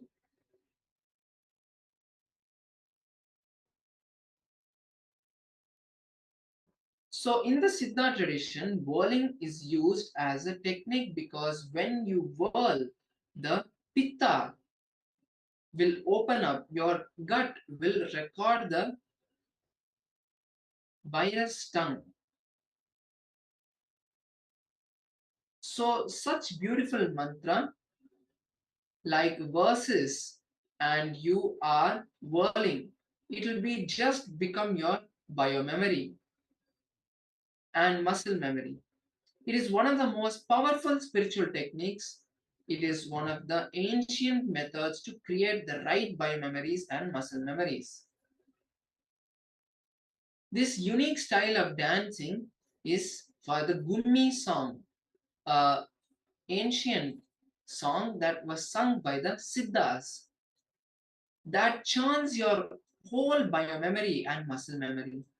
The way you need to turn around, rotate your body, whirling, it is usually done in a counterclockwise direction with the right arm held high, the palms facing upward, and the left arm lower with the palm facing down. If you are uncomfortable whirling counterclockwise, switch to clockwise. So this is basically the meditation technique. Slowly pick up speed, become the whirling, then you will be action and movement on the periphery of the circle, but at the center you will feel stillness. You will feel as if you are witnessing the whirling. When you are whirling so fast that you can stay upright, your body will itself sit down. Don't plan to fall. As soon as you sit down, turn over onto your stomach so that the navel is in contact with the earth. Feel the body become one with the earth. Keep your eyes closed. Remain in the same position for 15 minutes. After the meditation, remain silent and meditative.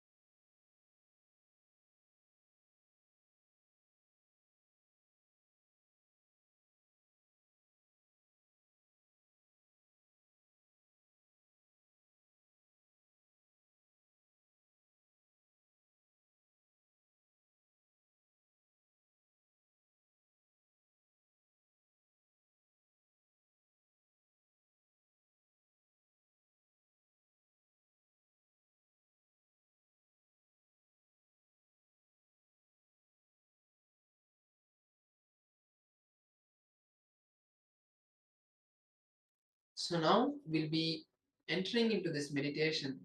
So find a spot in your area where you can stand and rotate your body. It doesn't need to be too fast. Just feel that comfortable rotating. And as you rotate your body, Swamiji here says that it will start churning your biomemory. So now I'm going to be playing the song,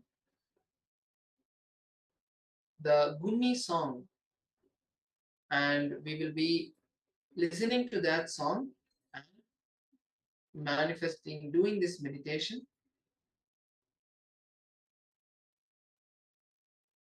So let's take a few moments to stand up and find a spot where there is nothing which will be an obstruction for us.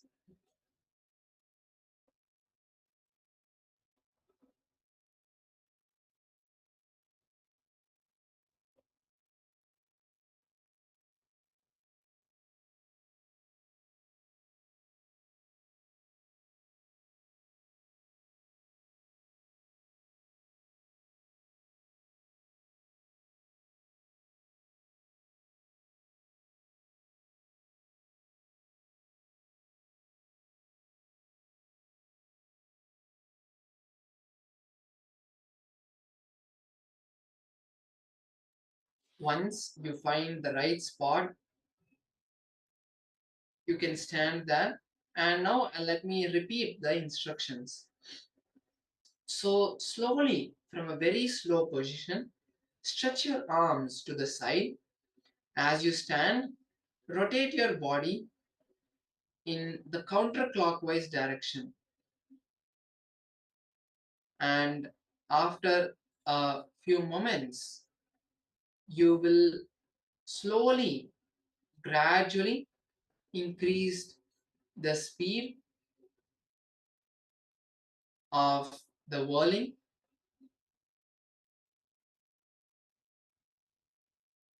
And as you increase the speed, you can maintain the balance and keep the whirling. Then when you feel that you are not able to whirl anymore, slowly sit down and then lie down on your belly, on your stomach.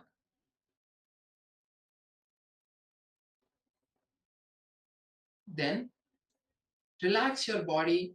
We'll be relaxing our body for 10 minutes. And at the end of the 10 minutes, we'll just sit up for another 5 minutes and let that intense space relax in ourselves.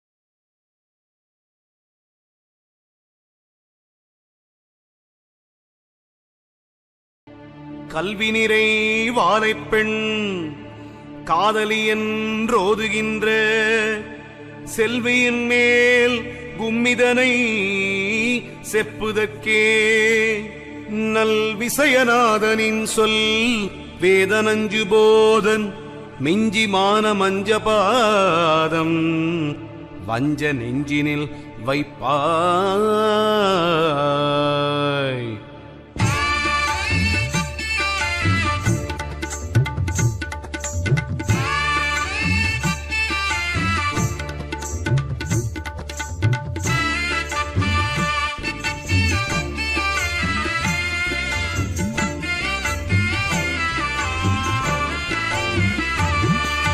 சத்தி சாடாதரி வாழை பெண்ணாம் அந்த உத்தமி மேல் கும்மி பாட்டுரைக்கே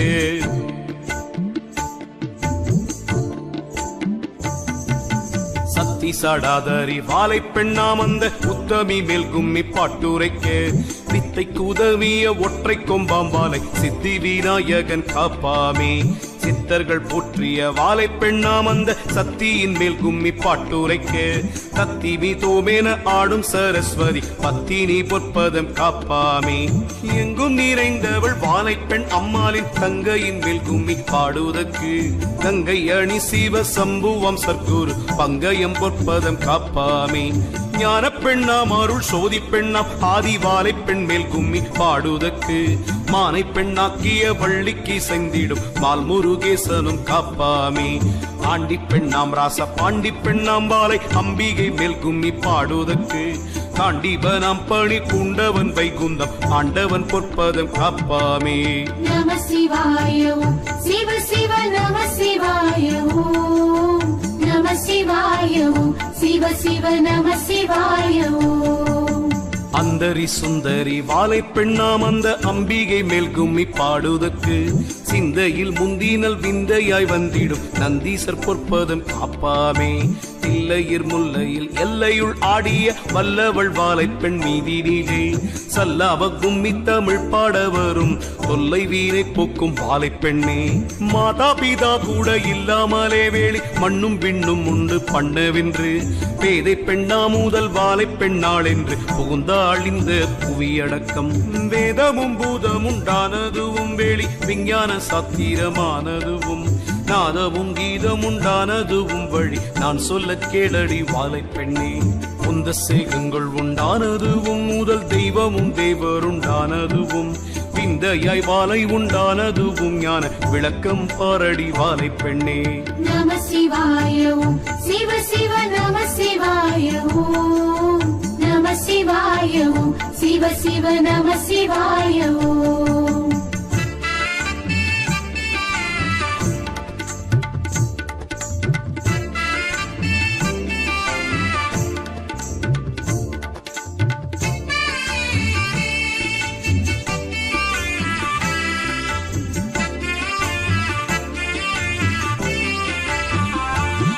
அரிக்கு முந்தினது அவ்வெழுத்தாம் பின்னும் அரிக்குள் நின்றதும் அஞ்செழுத்தாம். கரிக்கும் முந்தினது அஞ்செழுத்தாம் வாசிப்பரிக்குள் நின்றதும் அஞ்செழுத்தாம். ஆதியில் ஐந்தெழுத்தாயினாள் வாழைப்பெண் ஐந்தெழுத்தும் என்று பேரானாள். நாதியின் ஊமை எழுத்திவள் தானல்ல ஞான வகை இவள் தானானாள். ஊமை எழுத்தை உடலாச்சு மற்றும் ஓம் என்றெழுத்தை உயிராச்சு. ஆம் இந்த எழுத்தை அறிந்து கொண்டு விளையாடி கும்மி அடியுங்கடி. சேகம் படைத்ததும் அஞ்செழுத்தாம் பின்னும் சீவன் படைத்ததும் அஞ்செழுத்தாம். பூக முடிந்ததும் அஞ்செழுத்தாம் பின்னும் உற்பனமானதும் அஞ்செழுத்தாம். சாத்திரம் பார்த்தாலும் தானும் என்ன வேதம் தானுமே பார்த்திருந்தாலும் என்ன சூத்திரம் பார்த்தல்லோ ஆட வேணும் அஞ்சு சொல்லை அறிந்தல்லோ காண வேணும். நம சிவாய ஓம் சிவ சிவ நம சிவாய ஓம் நம சிவாய ஓம் சிவ சிவ நம சிவாய ஓம். காணாது கிட்டாதே எட்டாதே அஞ்சில் காரியம் இல்லை என்றே நினைத்தால் காணாதும் காணலாம் அஞ்செழுத்தால் அதில் காரியம் உண்டு தியானம் செய்தால்.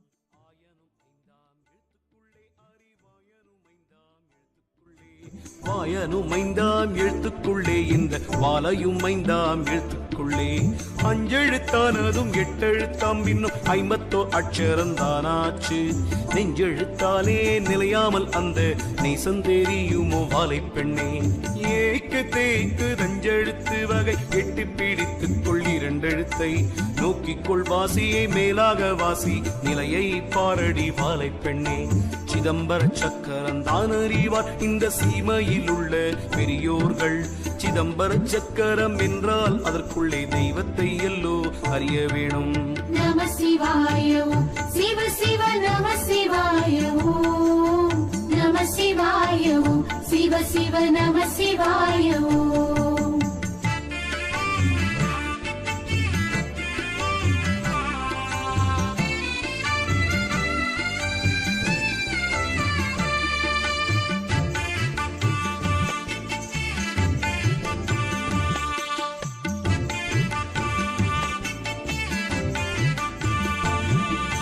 மனமும் மதியும் இல்லா வீடில் வழி மாறுதல் சொல்லியே என்ன செய்வாள்.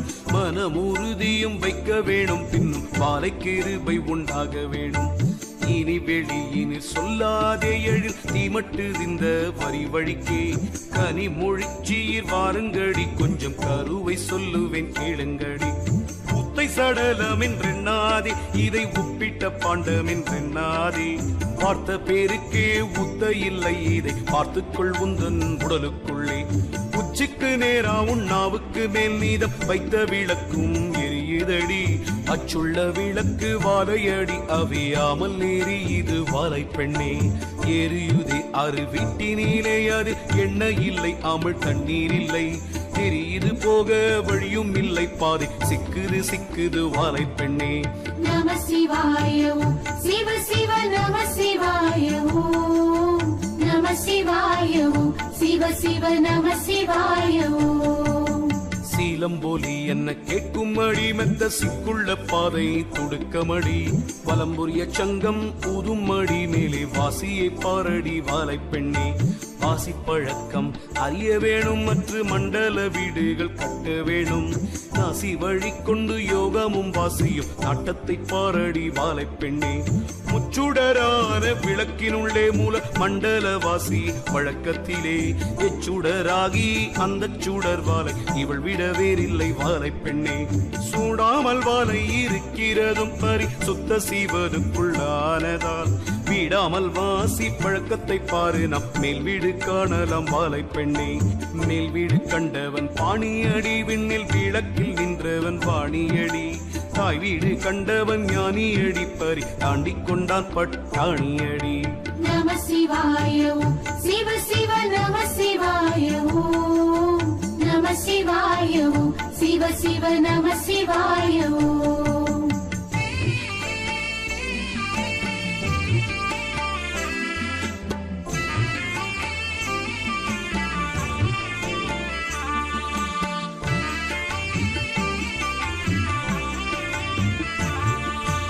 அத்தியிலே கரம் பத்தியிலே மனம் புத்தியிலே நடு மத்தியிலே நெற்றி சதா சிவம் என்று சொன்னேன் உந்தன் இளமையை பாரடி வாழை பெண்ணே.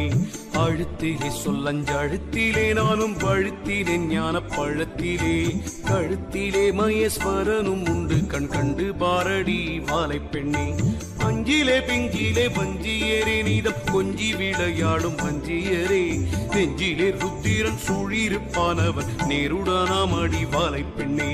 தொந்தியிலே நடு பந்தியிலே திட சிந்தையிலே முந்தி ஒன்றனுடன் முந்தியில் விஷ்ணுவும் தாம் இருப்பார், இதை உண்மையை பாரடி வாழை பெண்ணே. ஆலத்திலே இந்த ஞானத்திலே வருங்காலத்திலே அனுகூலத்திலே மூலத்திலே பிரம்மன் தான் இருந்து வாசி முடிக்கிறான் பிண்டம் பிடிக்கிறானே. நம சிவாய ஓம் சிவ சிவ நம சிவாய ஓம் நம சிவாய ஓம் சிவ சிவ நம சிவாய ஓம்.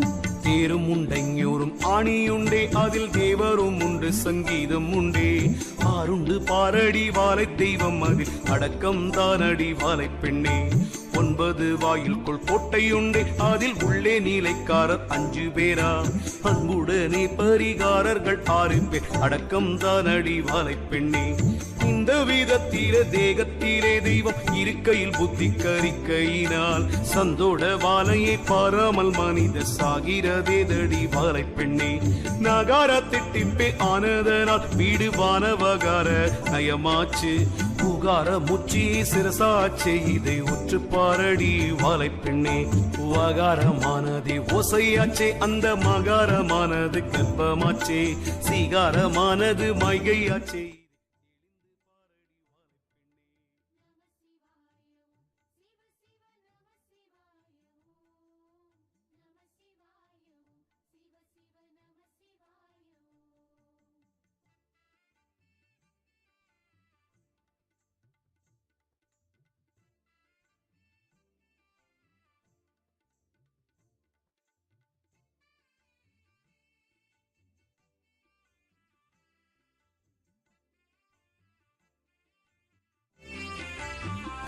ஓம் என்ற அக்ஷரந்தானும் உண்டாதற்குள் ஊமை எழுத்தும் இருக்குதடி. நாம் இந்த எழுத்தை அறிந்து கொண்டோம் வீணை நாடி பாரடி வாழை பெண்ணே. கட்டாத காளையை கட்ட வேணும், ஆசை வெட்ட வேணும்.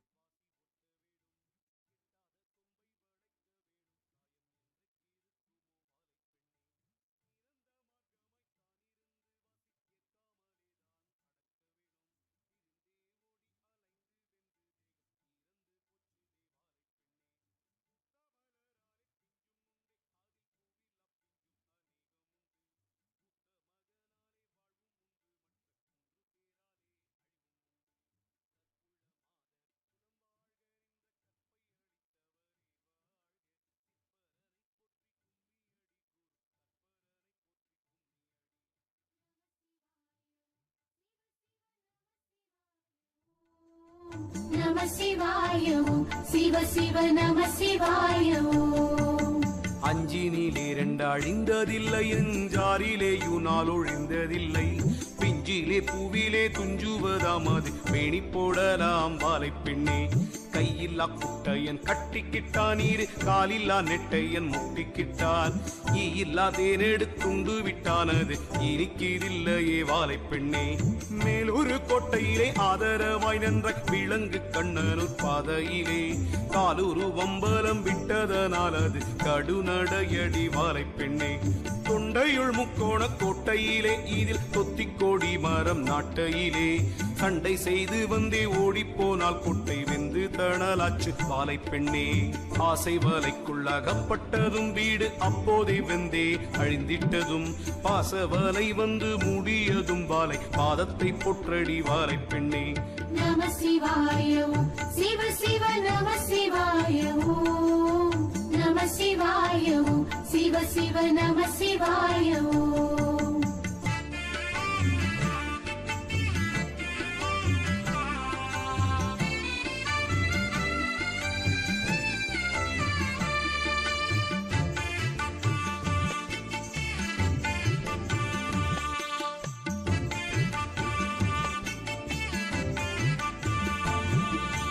அன்னம் இருக்குது மண்டபத்தில் விளையாடி தீர்ந்தே ஆண் புலியும் இன்னம் இருக்குமே 5 கிளி அவை எட்டி பிடிக்குமே 3 கிளி தொப்பிலே மாங்குயில் கூப்பிடுதே புது மாப்பிள்ளை தான் வந்து சாப்பிடவும் ஏக்கும் இப்படி 5-6 ஆந்தை இருந்து விழிப்பது பாருங்கடி மீனும் இருக்குது தூரணியில் இதை மேய்ந்து தீரியும் கலசாவல் தேனும் இருக்குது பொறையிலே உன்னை தேவிட்டதில்லையே வாழை பெண்ணே காக்கை இருக்குது கொம்பிலே தான் கரசாவல் இருக்குது தெம்பிலே தான் பார்க்க வெகு தூரம் இல்லை இது ஞானம் பார்த்தால் தெரியுமே வாழை பெண்ணே கும்பி குளத்திலே அம்பலமாம் அந்த குளக்கருவூரில் சேரும் மெத்த தெம்பில் இடைக்காட்டு பாதைகளாய் வந்து சேர்ந்தாராய்ந்து பார் வாழை பெண்ணே நம சிவாய ஓம் சிவ சிவ நம சிவாய ஓம் நம சிவாய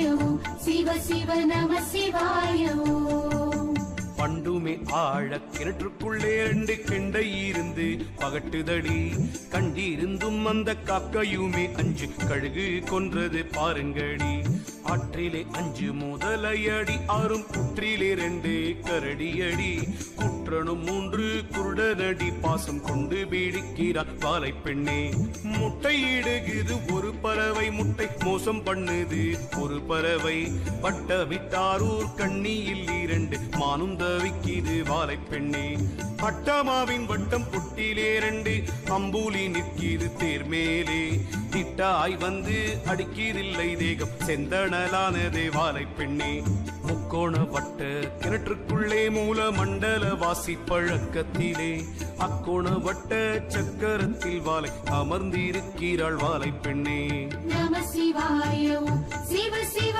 நம சிவாய ஓம் நம சிவாய ஓம் சிவ சிவ நம சிவாய ஓம்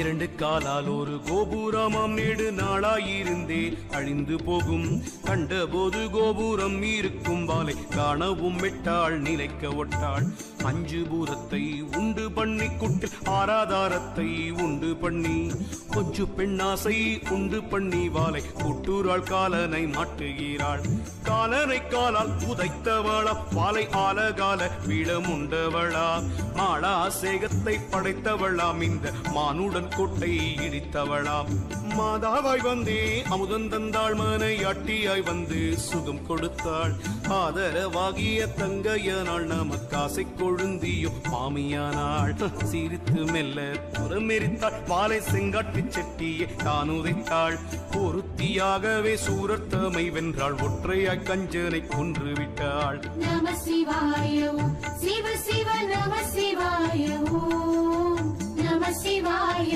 ஓம் சிவ சிவ நம சிவாய ஓம் இப்படி எல்லோ இவள் தொழிலாம் இந்த ஈனாமலடி கொடுஞ்சூலி மைப்படும் கண்ணிய கேளுங்கடி அந்த வயசு வாழை திரிசூலி கத்தி பெரிதோ உரை பெரிதோ இவள் கண்ணு பெரிதோ முகம் பெரிதோ சக்தி பெரிதோ சிவம் பெரிதோ நீதா சற்றே சொல்லடி வாழை பெண்ணே அன்னம் பெரிதல்லால் தண்ணீர் பெரிதல்ல அப்படி வாழை பெரிதானால் பொண்ணு பெரிதல்லால் வெள்ளி பெரிதல்ல பொய்யாது சொல்லுகிறேன் கேளுங்கடி மாமிசமானால் எலும்பும் உண்டு சதை வாங்கியோடு கழன்று விடும் ஆமிசம் இப்படி சக்தி என்று விளையாடிக்கும் நீ அடியுங்கடி பண்டு முளைப்பாது அரிசியே ஆனாலும் விண்டுமி போனால் விளையாதென்று கண்டு கொண்டு முன்னே அவ்வை சொன்னாள் அது உண்டோ இல்லையோ வாழை பெண்ணே நம சிவாய ஓம் சிவ சிவ நம சிவாய ஓம் நம சிவாய ஓம் சிவ சிவ நம சிவாய ஓம்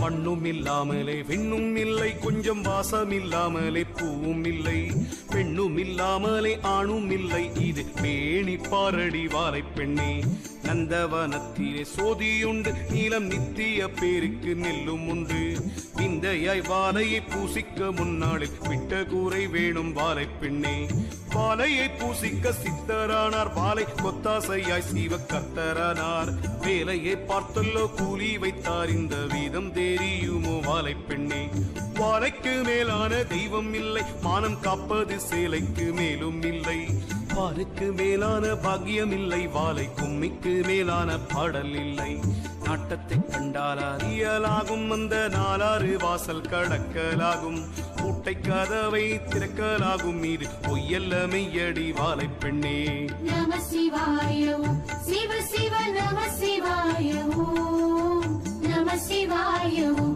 சிவ சிவ நம சிவாய ஓம் ஆணும் பெண்ணும் கூடி ஆனதனார் பிள்ளை ஆச்சுதென்றே நீரும் பேசுகின்றீர் ஆணும் பெண்ணும் கூடி ஆனதல்லோ பேதம் அற்றொரு வித்தாச்சு வாழை பெண்ணே இன்றைக்கு இருப்பதும் பொய்யல்லவே வீடே என் வாழ்க்கை என்பதும் பொய்யல்லவே அன்றைக்கு எழுத்தின்படி முடியும் வாழை ஆத்தாளை போற்றடி வாழை பெண்ணே வீணாசை கொண்டு தெரியாதே இது மெய்யல்ல பொய் வாழ்வு பொய்க்கூடு காணாத வாழையை கண்டு கொண்டால் காட்சி காணலாம் ஆகாயம் ஆடலாமே பெண்டாட்டியாவதும் பொய்யல்லவோ பெற்ற பிள்ளைகள் ஆவதும் பொய்யல்லவோ கொண்டாட்டமான தகப்பன் பொய்யே மூளை கொடுத்த தாயும் நிசமாமோ தாயும் பொண்டாட்டியும் தான் சரியே தன்யம் தாமே இருவரும் தாம் கொடுத்தார் காயும் பழமும் சரியாமோ உந்த கருத்தை பார்த்துக் கொள்வாளை பெண்ணே நம சிவாய ஓம் சிவ சிவ நம சிவாய ஓம் நம சிவாய ஓம் சிவ சிவ நம சிவாய ஓம்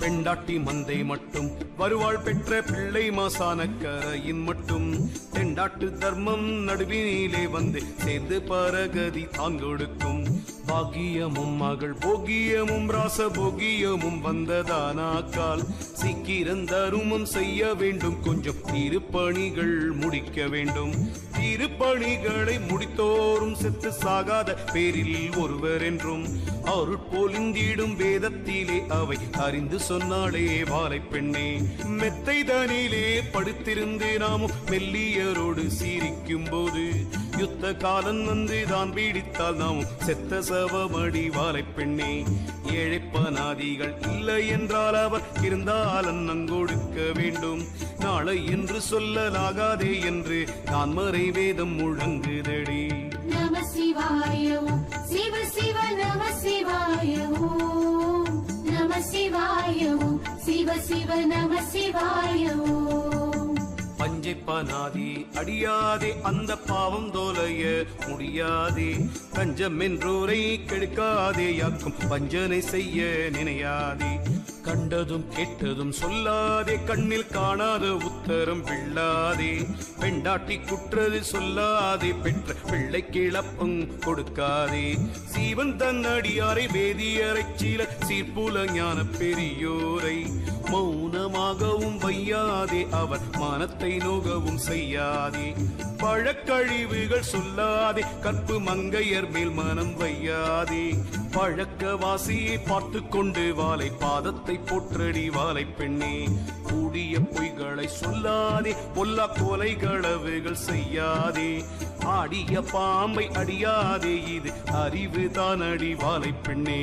நம சிவாய ஓம் சிவ சிவ நம சிவாய ஓம் நம சிவாய ஓம் சிவ சிவ நம சிவாய ஓம்.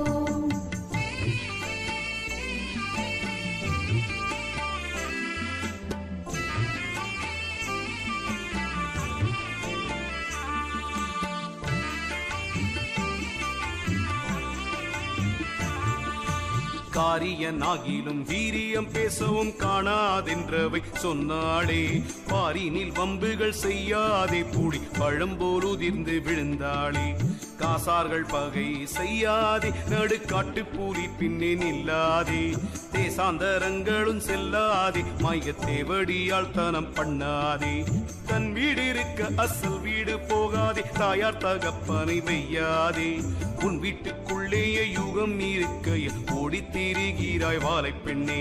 சாதி பேதங்கள் சொல்லுகிறீர், தெய்வம் தான் என்று ஒரு உடல் பேதம் உண்டே.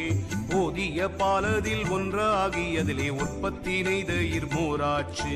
பாலோடும் உண்டிடு பூனையும் உண்டது, மேலாக காணவும் காண்பதில்லை. மேலந்த வாசையை தள்ளி விட்டுள்ளத்தில் வேண்டிய பூசையை செய்திடுங்கள். நம சிவாய ஓம் சிவ சிவ நம சிவாய ஓம் நம சிவாய ஓம் சிவ சிவ நம சிவாய ஓம். கோழிக்காரு காலு உண்டென்று சொன்னேன், கிழக்கூனிக்கு 3 கால் என்று சொன்னேன். கூனிக்கு 2 எழுத்தென்று சொன்னேன், முழு பானைக்கு வாயில்லை என்று சொன்னேன். ஆட்டுக்கு 2 கால் என்று சொன்னேன், அம்மானைக்கு பானைக்கு நிற்கு மேல் சூழ். ஆட்டுக்கு கால் இல்லை என்று சொன்னேன், கதை வகையை சொல்லடி வாலை பெண்ணே. கோயிலும் ஆடும் பறித்தவனும் கன்றி கூற்று மிகச்சிருந்தவனும், வாயில்லா குதிரை கண்டவனும் மாட்டு வகை தெரியுமோ வாலை பெண்ணே. இத்தனை சாத்திரம் தாம் படித்தோர் செத்தார் என்றால் உலகத்தோர் தாம் சிரிப்பார். செத்து போய் கூட கலக்க வேண்டும், அவர் தேவர்களுடனே சேர வேண்டும். உற்றது சொன்ன கால் அற்றது பொருந்தும் உண்டோ உலகத்தில் அவ்வை சொன்னாள். அற்றது பொருந்தும் முற்றது சொன்னவன் அவனே குருவடி வாலை பெண்ணே. நம சிவாய ஓம் சிவ சிவ நம சிவாய ஓம் நம சிவாய ஓம் சிவ சிவ நம சிவாய ஓம்.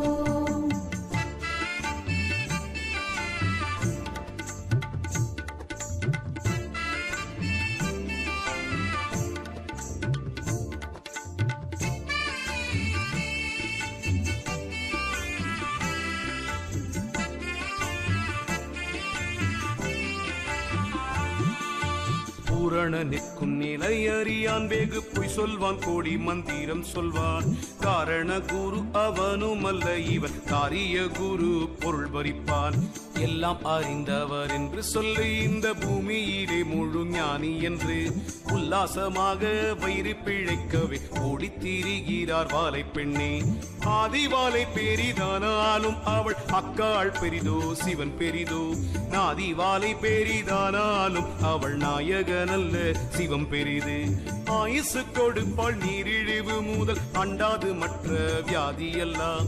பேயும் பறந்திடும் பில்லி வினாடியில் பத்தினி வாலை பெண் பேரை சொன்னால். நித்திரை தன்னிலும் விற்றிருப்பாள், இந்த நேரத்திலும் வாலை முன்னிருப்பாள். சத்துரு வந்தாலும் தள்ளி வைப்பாள், வாலை உற்ற காலனையும் தான் உதைப்பாள். நம சிவாய ஓம் சிவ சிவ நம சிவாய ஓம் நம சிவாய ஓம் சிவ சிவ நம சிவாய ஓம்.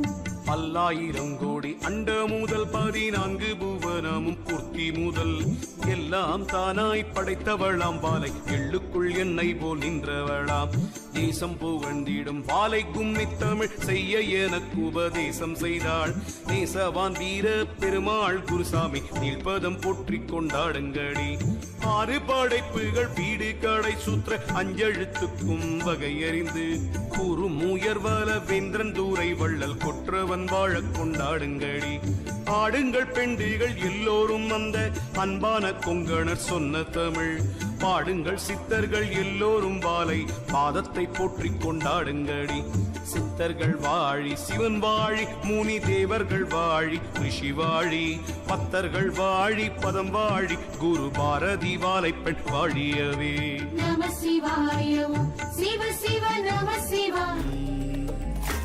ஓம் நித்யானந்த பரமசிவோஹம் ஓம் Nityananda பரமசிவோஹம்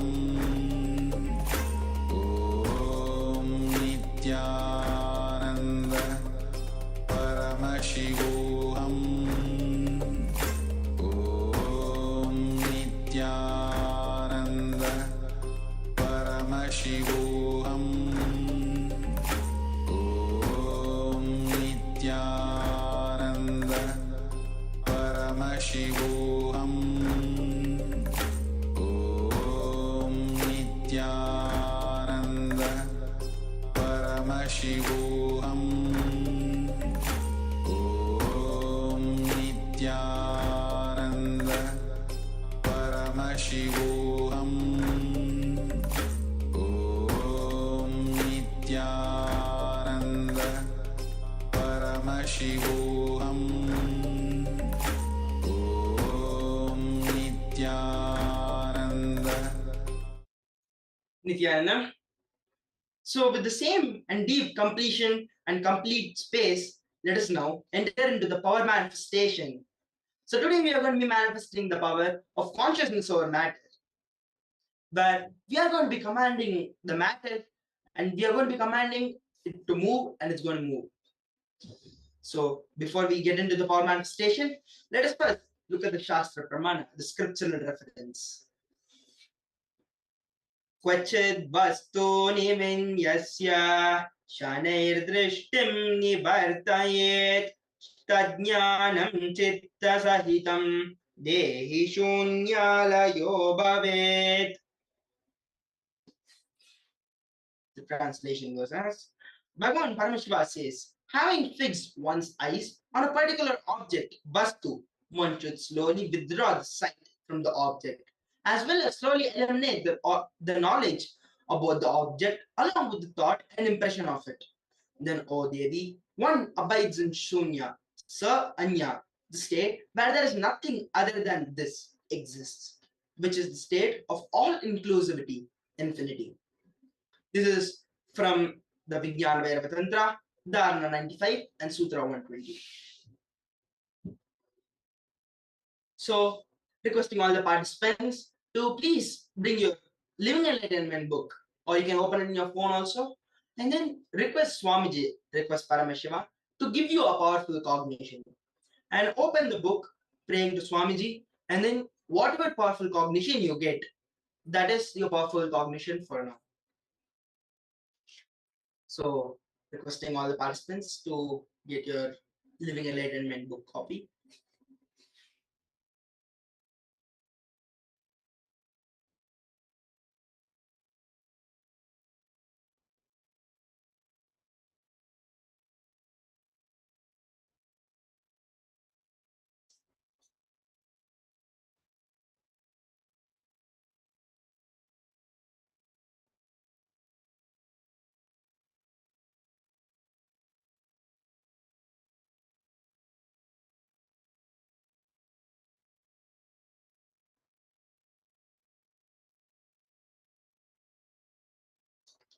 So once you have got your powerful cognition, you can sit comfortably on the floor or chair, wherever it's comfortable. You can sit comfortably, but sit with your head, neck, and spine in a straight line. And visualize Bhagavan Paramashiva, Swamiji, Nithyananda Paramashiva, has come from Kailasa, and remember that in your inner space. Remember that Swamiji has come and he is in you. You are Paramashiva, you are Swamiji.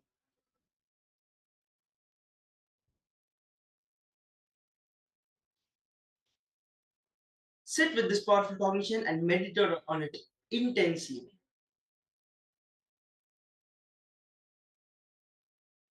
Now, also requesting all the participants to please get a coconut or any round object, any fruit or anything which you want to move.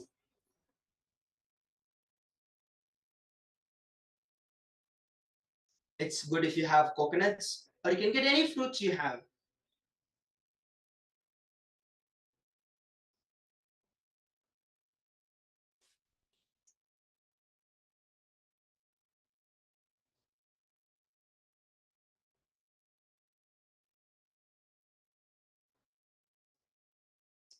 Yes. So now connect with Swamiji, connect with Paramashiva, and hold the object in your hand and declare that the object has to move.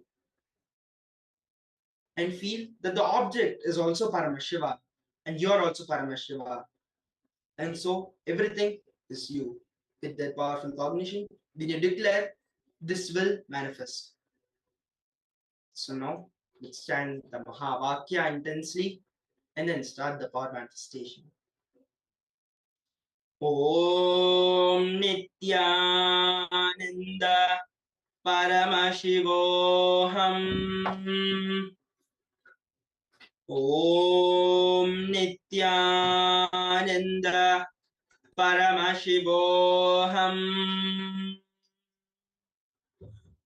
Om Nithyananda Paramashivoham. Om Nithyananda Paramashivoham. Om Nithyananda Paramashivoham. Om Nithyananda Paramashivoham. Om Nithyananda Paramashivoham.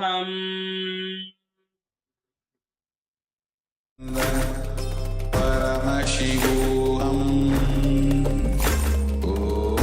Om Nithyananda Paramashivoham. Om Nithyananda Paramashivoham. Om Nithyananda Paramashivoham.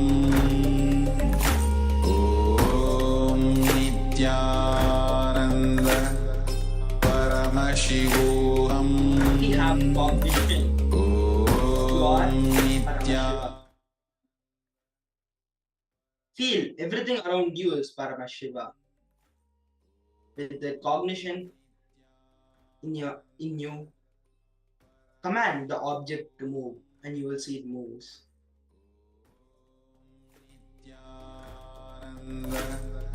Paramashivoham. Om Nithyananda Paramashivoham. Om Nithyananda Paramashivoham. Om Nithyananda Paramashivoham. Om Nithyananda Paramashivoham. Om Nithyananda Paramashivoham. Om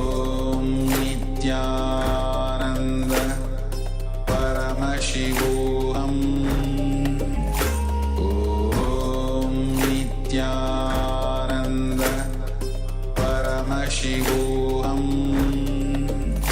Om Nithyananda Paramashivoham Om Nithyananda Paramashivoham Om Nithyananda Paramashivoham Om Nithyananda Paramashivoham Om Nithyananda Paramashivoham Om Nithyananda Paramashivoham Om Nithyananda Paramashivoham Om Nithyananda Paramashivoham Om Nithyananda Paramashivoham Om Nithyananda.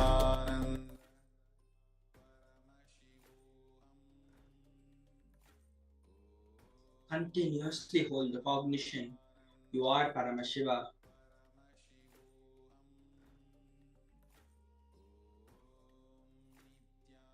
And feel everything around you is also Paramashiva.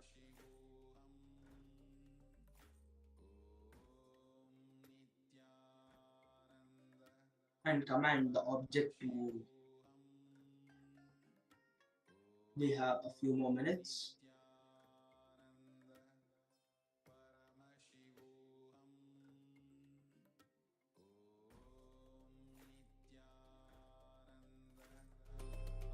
Paramashivoham Om Nithyananda Paramashivoham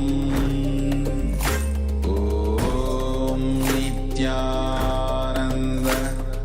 Paramashivoham Om Nithyananda Paramashivoham Om Nithyananda Paramashivoham Om Nithyananda Paramashivoham Om Nithyananda Paramashivoham Om Nithyananda Paramashivoham Om Nithyananda Paramashivoham Om. Yes. Now relax. You can keep the object.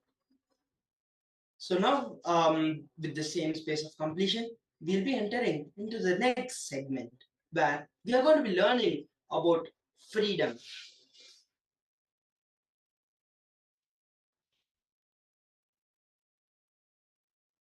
How free do we really feel?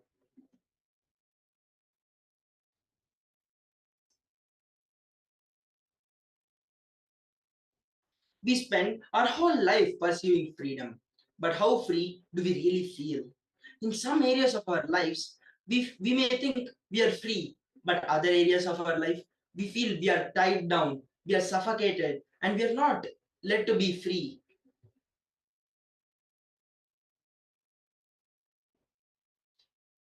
If freedom is all about having more choices, then why is the world more stressed, depressed, violent than ever before? Choices are a delusion sold to you as freedom. Choices are not only freedom, but they are anti-freedom. Opinions from a very strong wall in your life reduces freedom of your choices. As long as you have choices, it's a bondage in you. Choicelessness is the real freedom you have. Choicelessness makes your individual ego redundant. And when your ego is redundant, you experience the real freedom in yourself. Freedom does not depend on any external circumstance. Is the only freedom. Do not become one enjoying objects of the sense. Do not also become one believing in the sense. Rejecting all ideations becomes that which remains. This is a beautiful translation of a verse from one of the Upanishads.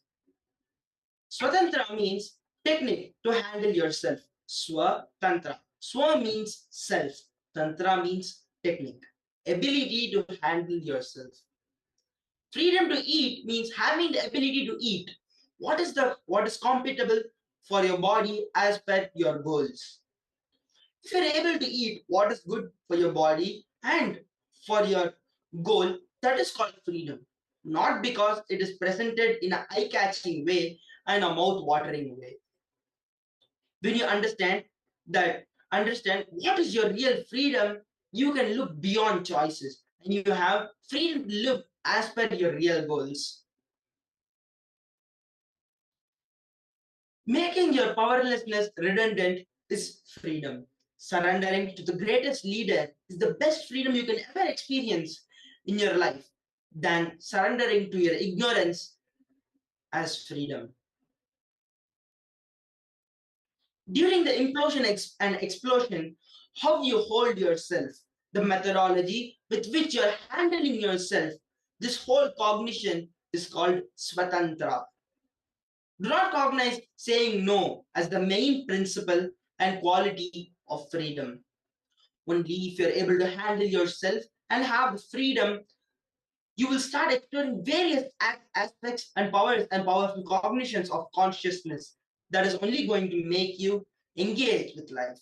Understand, if you're engaging only with limited things, that is not engaging with life. That is engaging, where you're not engaging, you're engaged.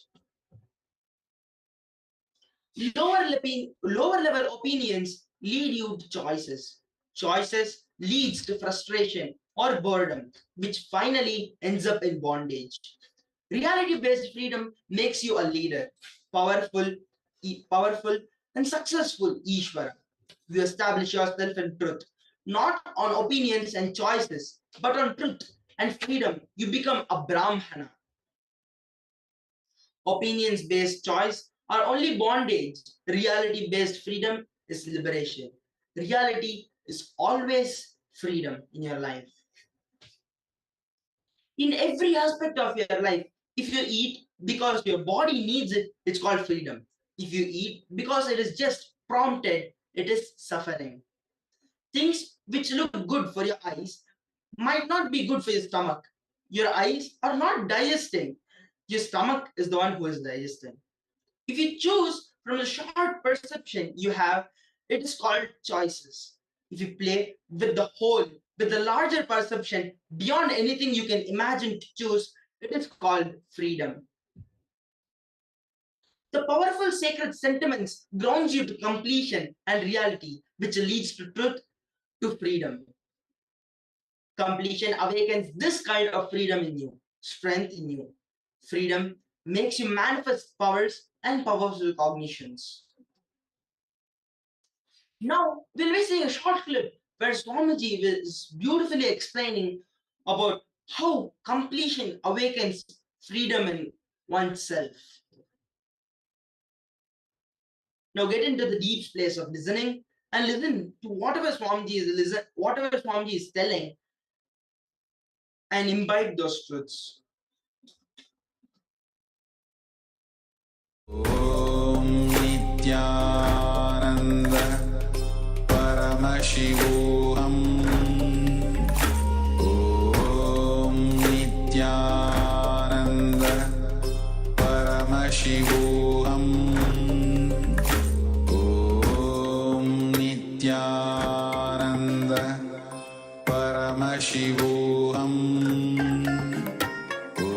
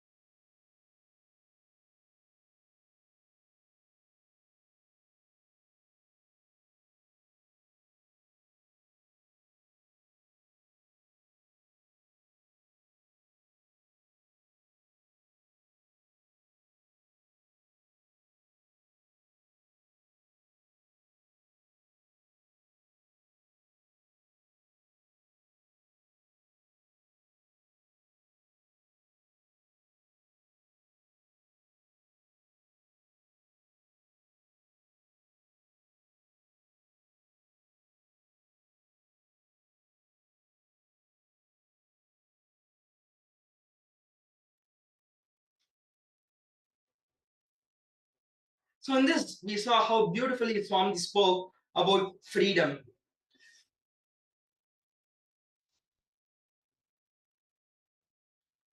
Look into your behavioral patterns, life patterns, and thinking patterns. Look into how much it is a real method of handling you and how much it is dumped and freely dumped onto you. So now we're going to be doing a short 15-minute exercise. Spend a few minutes and spend a few minutes in contemplating the wrong ideas of freedom you have, which is a blind spot in creating incompletions, pains due to which you missed many things in life. Just find 10 items. If 10 of your blind spots are exposed, that's more than enough. Everything else will be exposed. So yes, so let's sit for a few minutes and then contemplate and think and dig deep inside yourself and find out the wrong ideas of freedom which you have inside yourself. Find out 10 blind spots.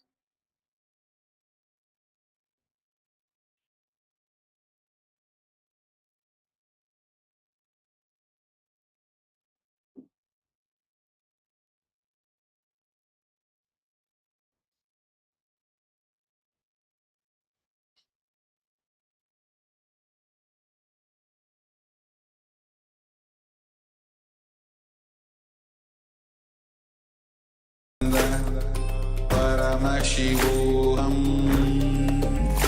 Om Nithyananda Paramashivoham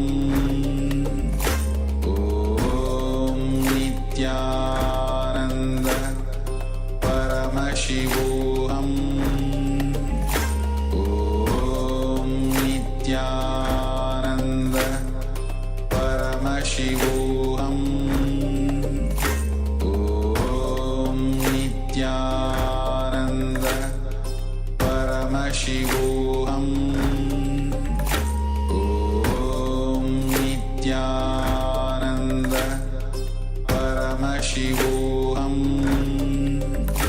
Om Nithyananda Paramashivoham Nithyananda Paramashivoham Om Nithyananda Paramashivoham Om Nithyananda Paramashivoham Om Nithyananda Paramashivoham Om Nithyananda Paramashivoham Om Nithyananda Paramashivoham Om Nithyananda Paramashivoham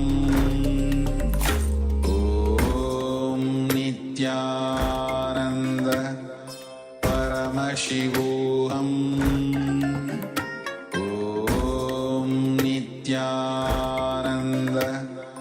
Paramashivoham Om Nithyananda Paramashivoham Om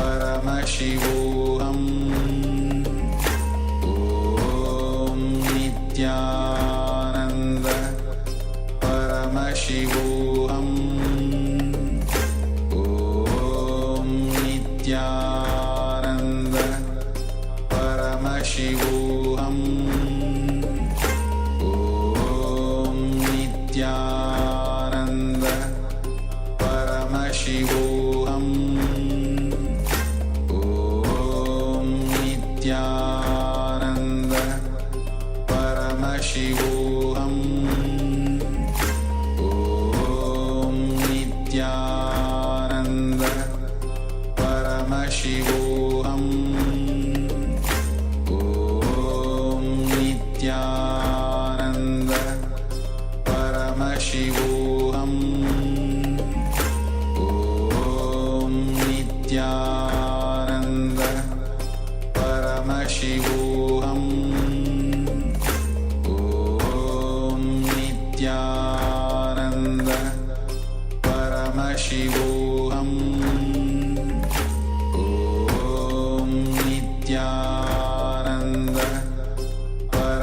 Paramashivoham. Om Nithyananda Paramashivoham. Om Nithyananda Paramashivoham. Om Nithyananda Paramashivoham. Om Nithyananda Paramashivoham. Om Nithyananda Paramashivoham. Om Nithyananda Paramashivoham. Om Nithyananda Paramashivoham. Om Nithyananda Paramashivoham. Om Nithyananda Paramashivoham. Om Nithyananda Paramashivoham. Om Nithyananda Paramashivoham. Om Nithyananda Paramashivoham. Om Nithyananda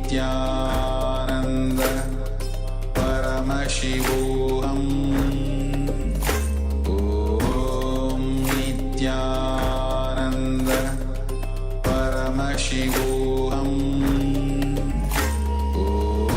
Om Nithyananda Paramashivoham. Om Nithyananda Paramashivoham. Om Nithyananda Paramashivoham. Om Nithyananda Paramashivoham. Om Nithyananda Paramashivoham. Om Nithyananda. Dig deep and find out every small pattern, at least 10 items. Let it be a very small thing or it can be a big one. But dig deep and find 10. You have 10 more minutes. Find 10 blind spots and expose them. Om Nithyananda Paramashivoham. Om Nithyananda Paramashivoham. Om Nithyananda Paramashivoham. Om Nithyananda Paramashivoham. Om Nithyananda Paramashivoham. Om Nithyananda Paramashivoham. Om Nithyananda Paramashivoham.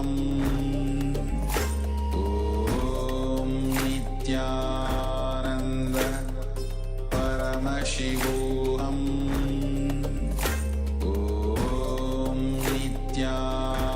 Nithyananda Paramashivoham. Om Nithyananda Paramashivoham. Om Nithyananda Paramashivoham. Om Nithyananda Paramashivoham. Om Nithyananda Paramashivoham. Om Nithyananda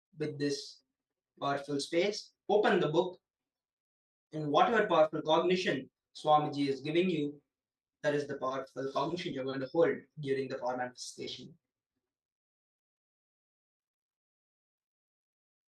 So please take some time and get your powerful cognition.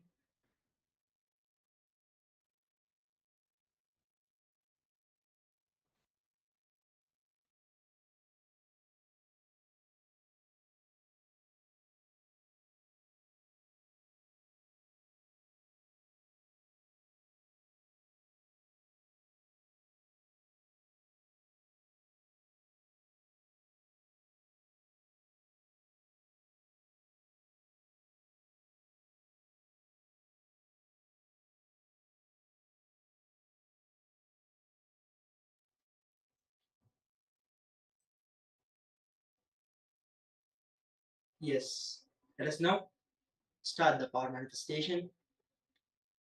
Take the object which you want to move. Take that object in your hand.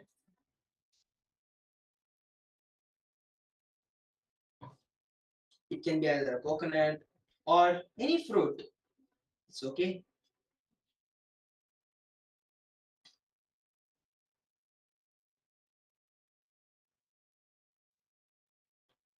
Take it in your hand and be sense of complete completion.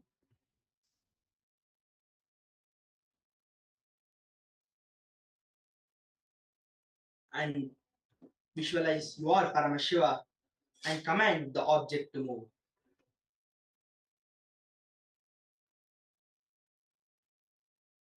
So now I'll be playing an honest capsule where we'll be taking the darshan of Swamiji. And while you're having the darshan with that same powerful space, we will be manifesting the power of the consciousness over matter.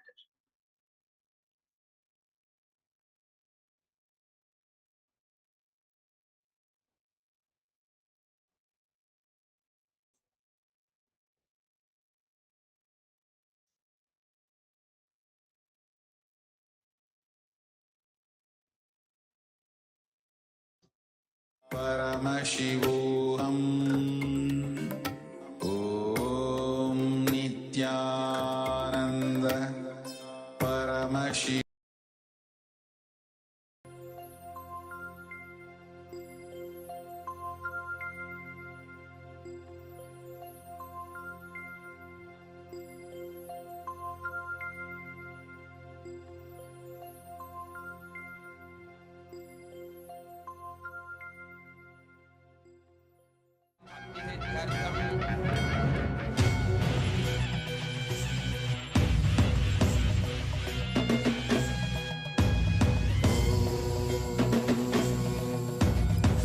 राजाधिराजाय प्रशक्यशालिने नमो वयं वै श्रवणाय कुर्महे श्रमे कामाय मह्यं कामेश्वरो वै श्रवणो ददातु कुबेराय वैश्रवणाय महाराजाय नमः சனடி போற்றி சிவன் சேவடி போற்றி நேயத்தே நிந்தடி மலனடி போற்றி ஆயப்பிறப்பருக்கும் மன்னனடி போற்றி சீரார் பெரும் துறையினம் தேவனடி போற்றி ஆராத இன்பம் அருளும் மலை போற்றி ஈசனே சிந்தை கவர்ந்த நேசனே நீ வருவாய் பூவோடு கனிகளை கொண்டு உன்னை பூஜித்தோ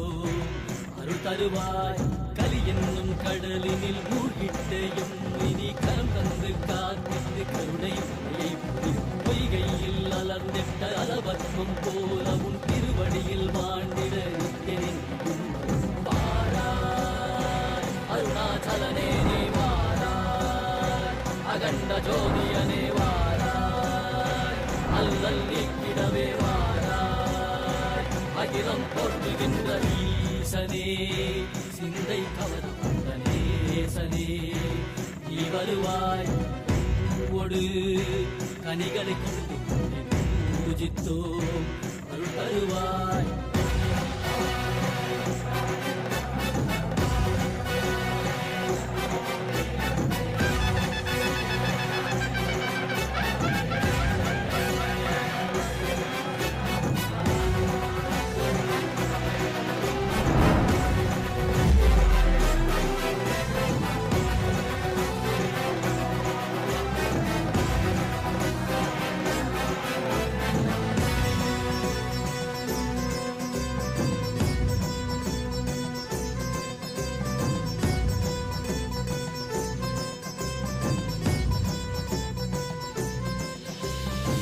கையினில் சூலமும் மெய்யினில் வில்வமும் நிறையா கடல் நீர் குடியோடு தரிசனம் அருளவா செம்பொன் மாழ சிற்றவை தனிலே சிந்தை கவர்ந்த உன்னை சிக்கன பிடித்தேனே மண்ணும் புகழ் பெறும் நான் வரை நாயகா மதியில் நிறைந்திடுவாய் மதி உணராதவர்க்கு மதி உணர் செய்திட வான்மழு நீ ஏந்திவா அறவாடிட இசை சூழ்ந்திட விரல் சேர நீ வருவாய் அகம் உணர்ந்திட புறம் மகிழ்ந்திட புலித்தோலோடு நீ வருவாய்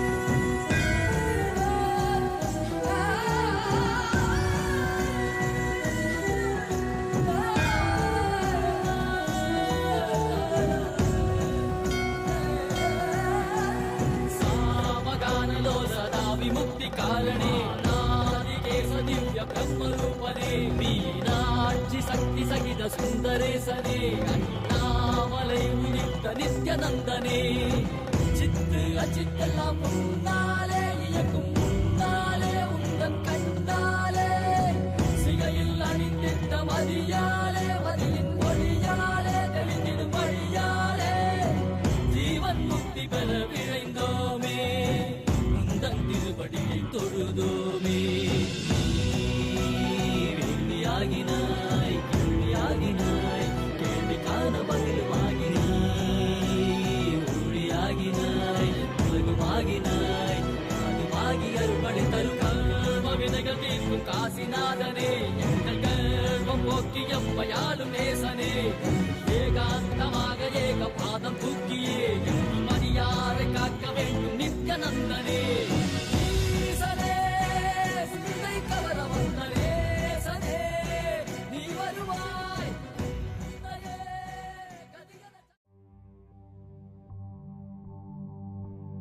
Paramashivoham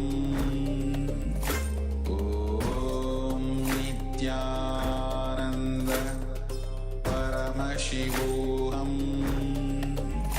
Om Nithyananda Paramashivoham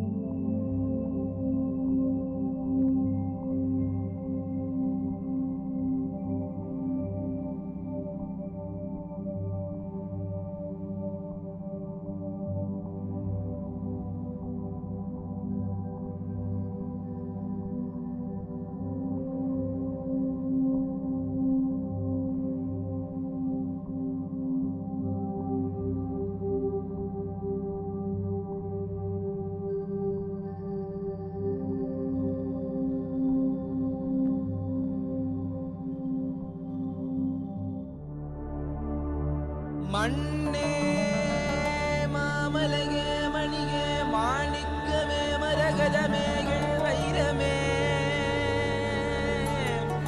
பொன்னே புகழ் சேர் பொன்மலையே சோதி வடிவான ரூபனே என் குருநாதா என் குருநாதா என் குருநாதா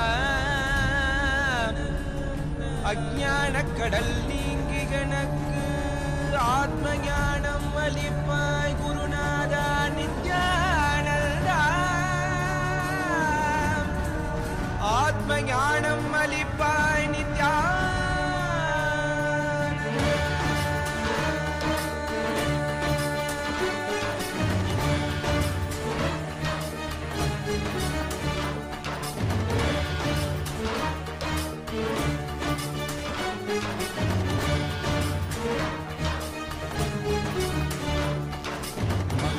கொண்டு கங்கை முடி கொண்டு நர்த்தனம் புரியும் ஈசனே சுடலை புடி பூசி புடுக்கை தனை ஏந்தும் காலனே புடி தோலனே வீடு பிடிகால் உள்ள முறைகின்ற மதுரை மாநகரின் ராசனே இன்னல்களை கலைந்து இன்பங்களை அளிக்கும் சுந்தர வடமணி நேசனே ஞாயிறு திங்கள் நித்த முறைகின்ற செவ்விழி கொண்ட செல்வனே சொக்கனே எந்த சோமனே ஐயா சோதி வடிவான ரூபனே அடிமொழி காணா மலையே அகிலமும் போற்றிடும் ஐயனே நாதாபரணனே நால்வர் போற்றிட நயமுடனாடிடும் நாதனே ஆழ காலம் உண்டு ஆழம் காடுதனில் ஆனந்த நடமிடும் ஆதி செய்வனே மங்கையிடம் கொண்டு கங்கை முடி கொண்டு நர்த்தனம் புரியும் ஈசனே சுடலை முடி பூசி உடுகை கரையேந்தும் காலனே புலி தோலனே மீனின் விழிகால் உள்ள முறைகின்ற மதுரை மாநகரின் ராசனே இன்னல்களை கலைந்து இன்பங்களை அளிக்கும் சுந்தர வடமணி நேசனே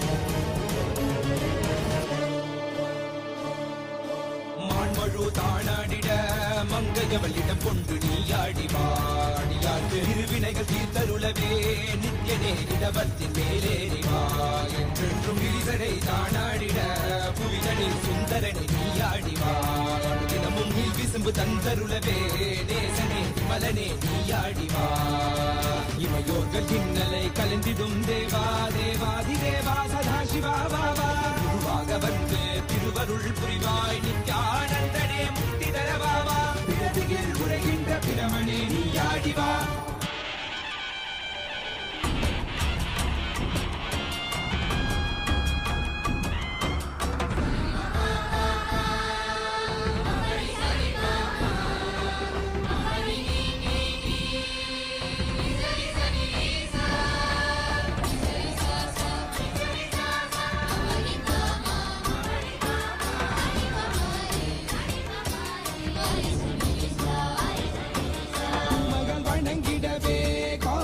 மண்ணாய் உரைபவனே அப்பாய் காட்சி தரும் எங்கள் ஆணை காவலசே ஆதிகந்தமிழாத ஜோதியாய் அருணகிரி உரைநாதனே உலகிய கிடும் வாயு வடிவே காலகத்தி ஈசனே சொல்லுதிடத்தில்லை நகர்தனி வானில் ஆடும் கூத்தனே பஞ்சபூதமும் நித்தம் பணியும் பரமனே பரமேசனே रचित नित्य वैभव गुप्त कैलैवासने ईशने सर्वेशने परमेशने जगदीशने नित्यने आनन्दने जीवने गुरुदेवने नित्यने आनन्दने जीवने गुरुदेवने नित्यने आनन्दने जीवने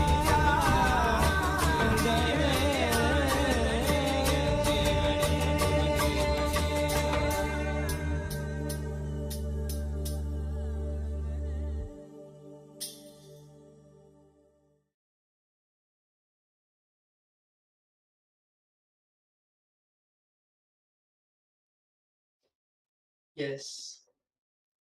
So with this, we'll be entering into the next segment of the Paramashivoham, where we are going to be learning how to about how to manifest the ability to see as it is.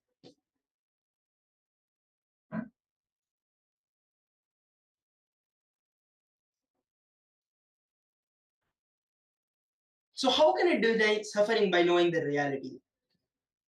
The ability to see as it is gives you a tremendous power, strength over reality, because you know how to manage everything in your life. When you see the reality as it is, the love floods from your consciousness. The love flooding from your consciousness is a power. Love never makes you weak. Look at life with pure love, neither good nor bad. With the pure love you have, look at life. You will empower yourself and the whole world around you. Look at your home, look at your business, look at your relationship in your life with pure love.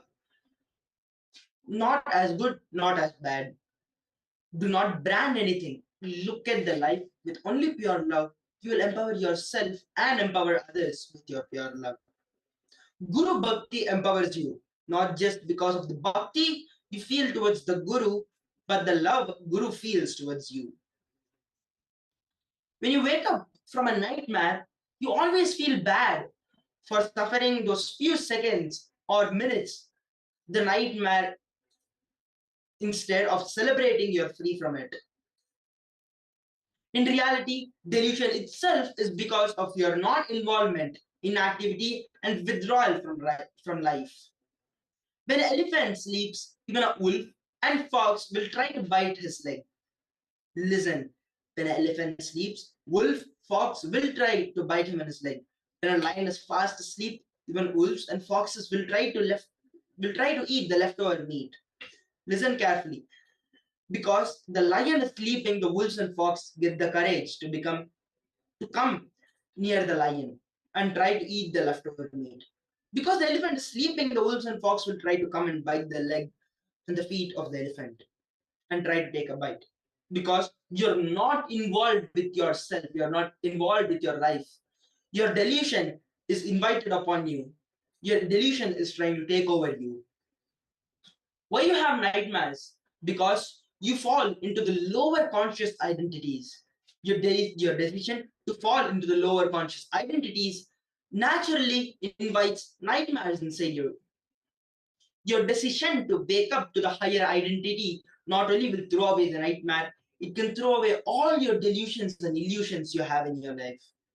When you have delusions and illusions and suffering, do not try to work on facts, figures, and information. Work on your identity.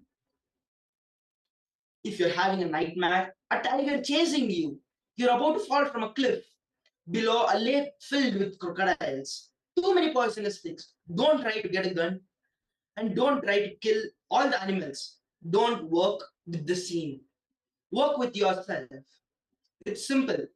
If you just wake yourself up, you're woken. You're no more in a nightmare. It's just a nightmare. It's just a delusion. It's an illusion you're creating for yourself.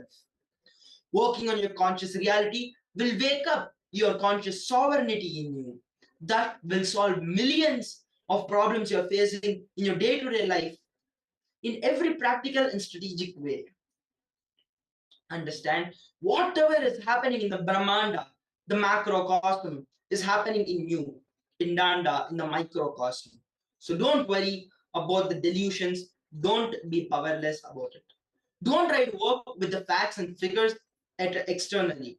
Don't try to work with the scene. Work with the seer. Work with yourself. When you if you try fighting the external situation, it's no use. When you know the problem is with you, the moment you understand that, you'll just wake up from that.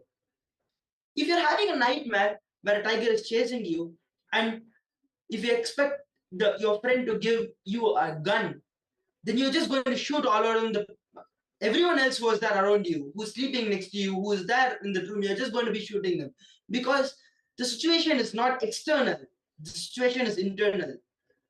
So the best thing you can do is waking up from that sleep. When you just wake up from the nightmare, you're out of it. That's it. So anything happens, work internally. Don't look for solutions externally. It's inside you. Look internally. Pitta makes your mind feel mental suffocation. Kapha makes your body feel the suffocation. Pitta binds you, chains you mentally, and kapha binds you and chains you physically. Physically means the internal organs you are having. See, when you feel suffocation inside your internal organs due to kapha, you scream at everyone, you shout at everyone. When you suffer, the pitta, even you're not sure about your future. When you suffer from pitta, you have the problem where you're suffering continuously thinking, oh, how is my future going to be? How is this going to be? How is that going to be?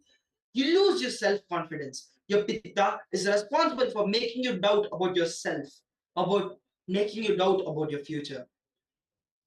Not being sure about yourself, you destroy your life. So much wonderful things in your life is lost just because you don't feel sure about yourself, especially spiritually and consciously. All you need to do is just take this Karasalangani powder. You can buy Karasalangani powder in the herbal stores. So this Karasalangani leaf powder, take this and every day apply it on the upper palate of your mouth and clean the pitta and kapha inside you. Detoxify your body and bring your body to samatva. Make your body a samatva sharira. When the kapha is cleansed, you get stamina in your breathing. You have strong breathing. When your pitta is cleansed, you get a strong visualization. You will not doubt yourself anymore. You'll have a strong confidence and strong identity you will have when your pitta is cleansed.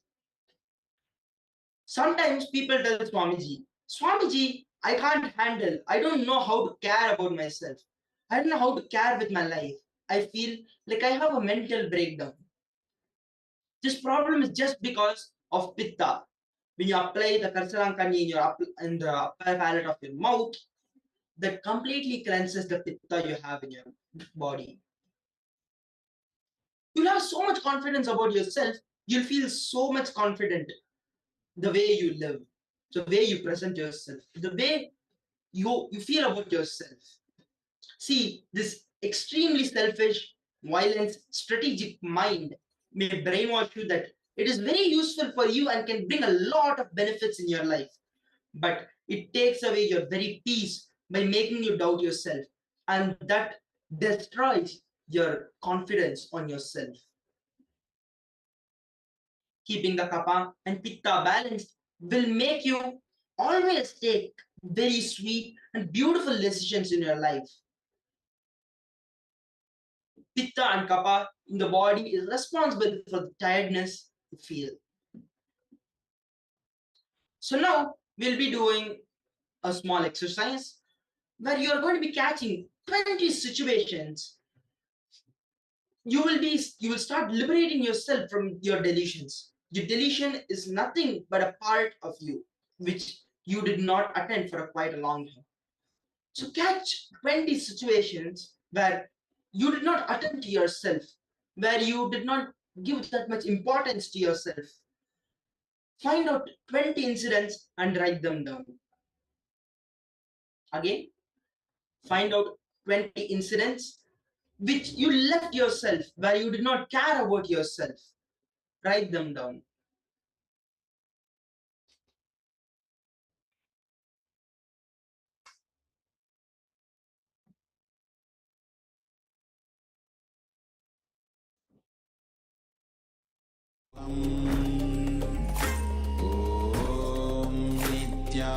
Nithyananda Paramashivoham Nithyananda Paramashivoham Nithyananda Paramashivoham Nithyananda Paramashivoham Nithyananda Paramashivoham Nithyananda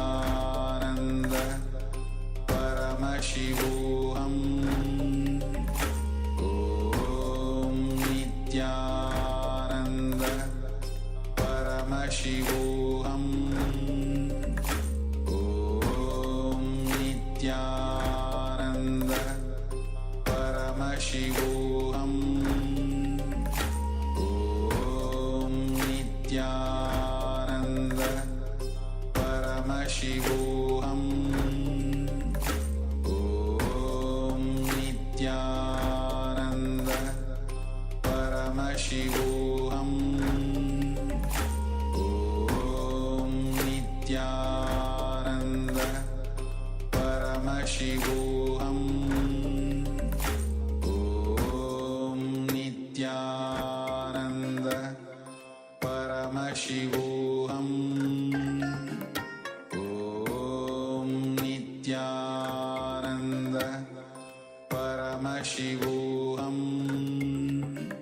Om Nithyananda Paramashivoham Om Nithyananda Paramashivoham Om Nithyananda Paramashivoham Om Nithyananda Paramashivoham Om Nithyananda Paramashivoham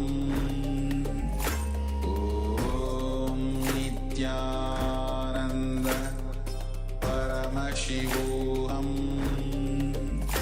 Om Nithyananda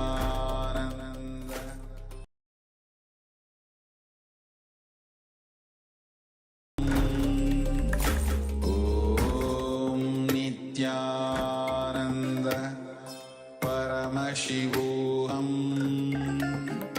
Om Nithyananda Paramashivoham Om Nithyananda Paramashivoham Om Nithyananda Paramashivoham Om Nithyananda Paramashivoham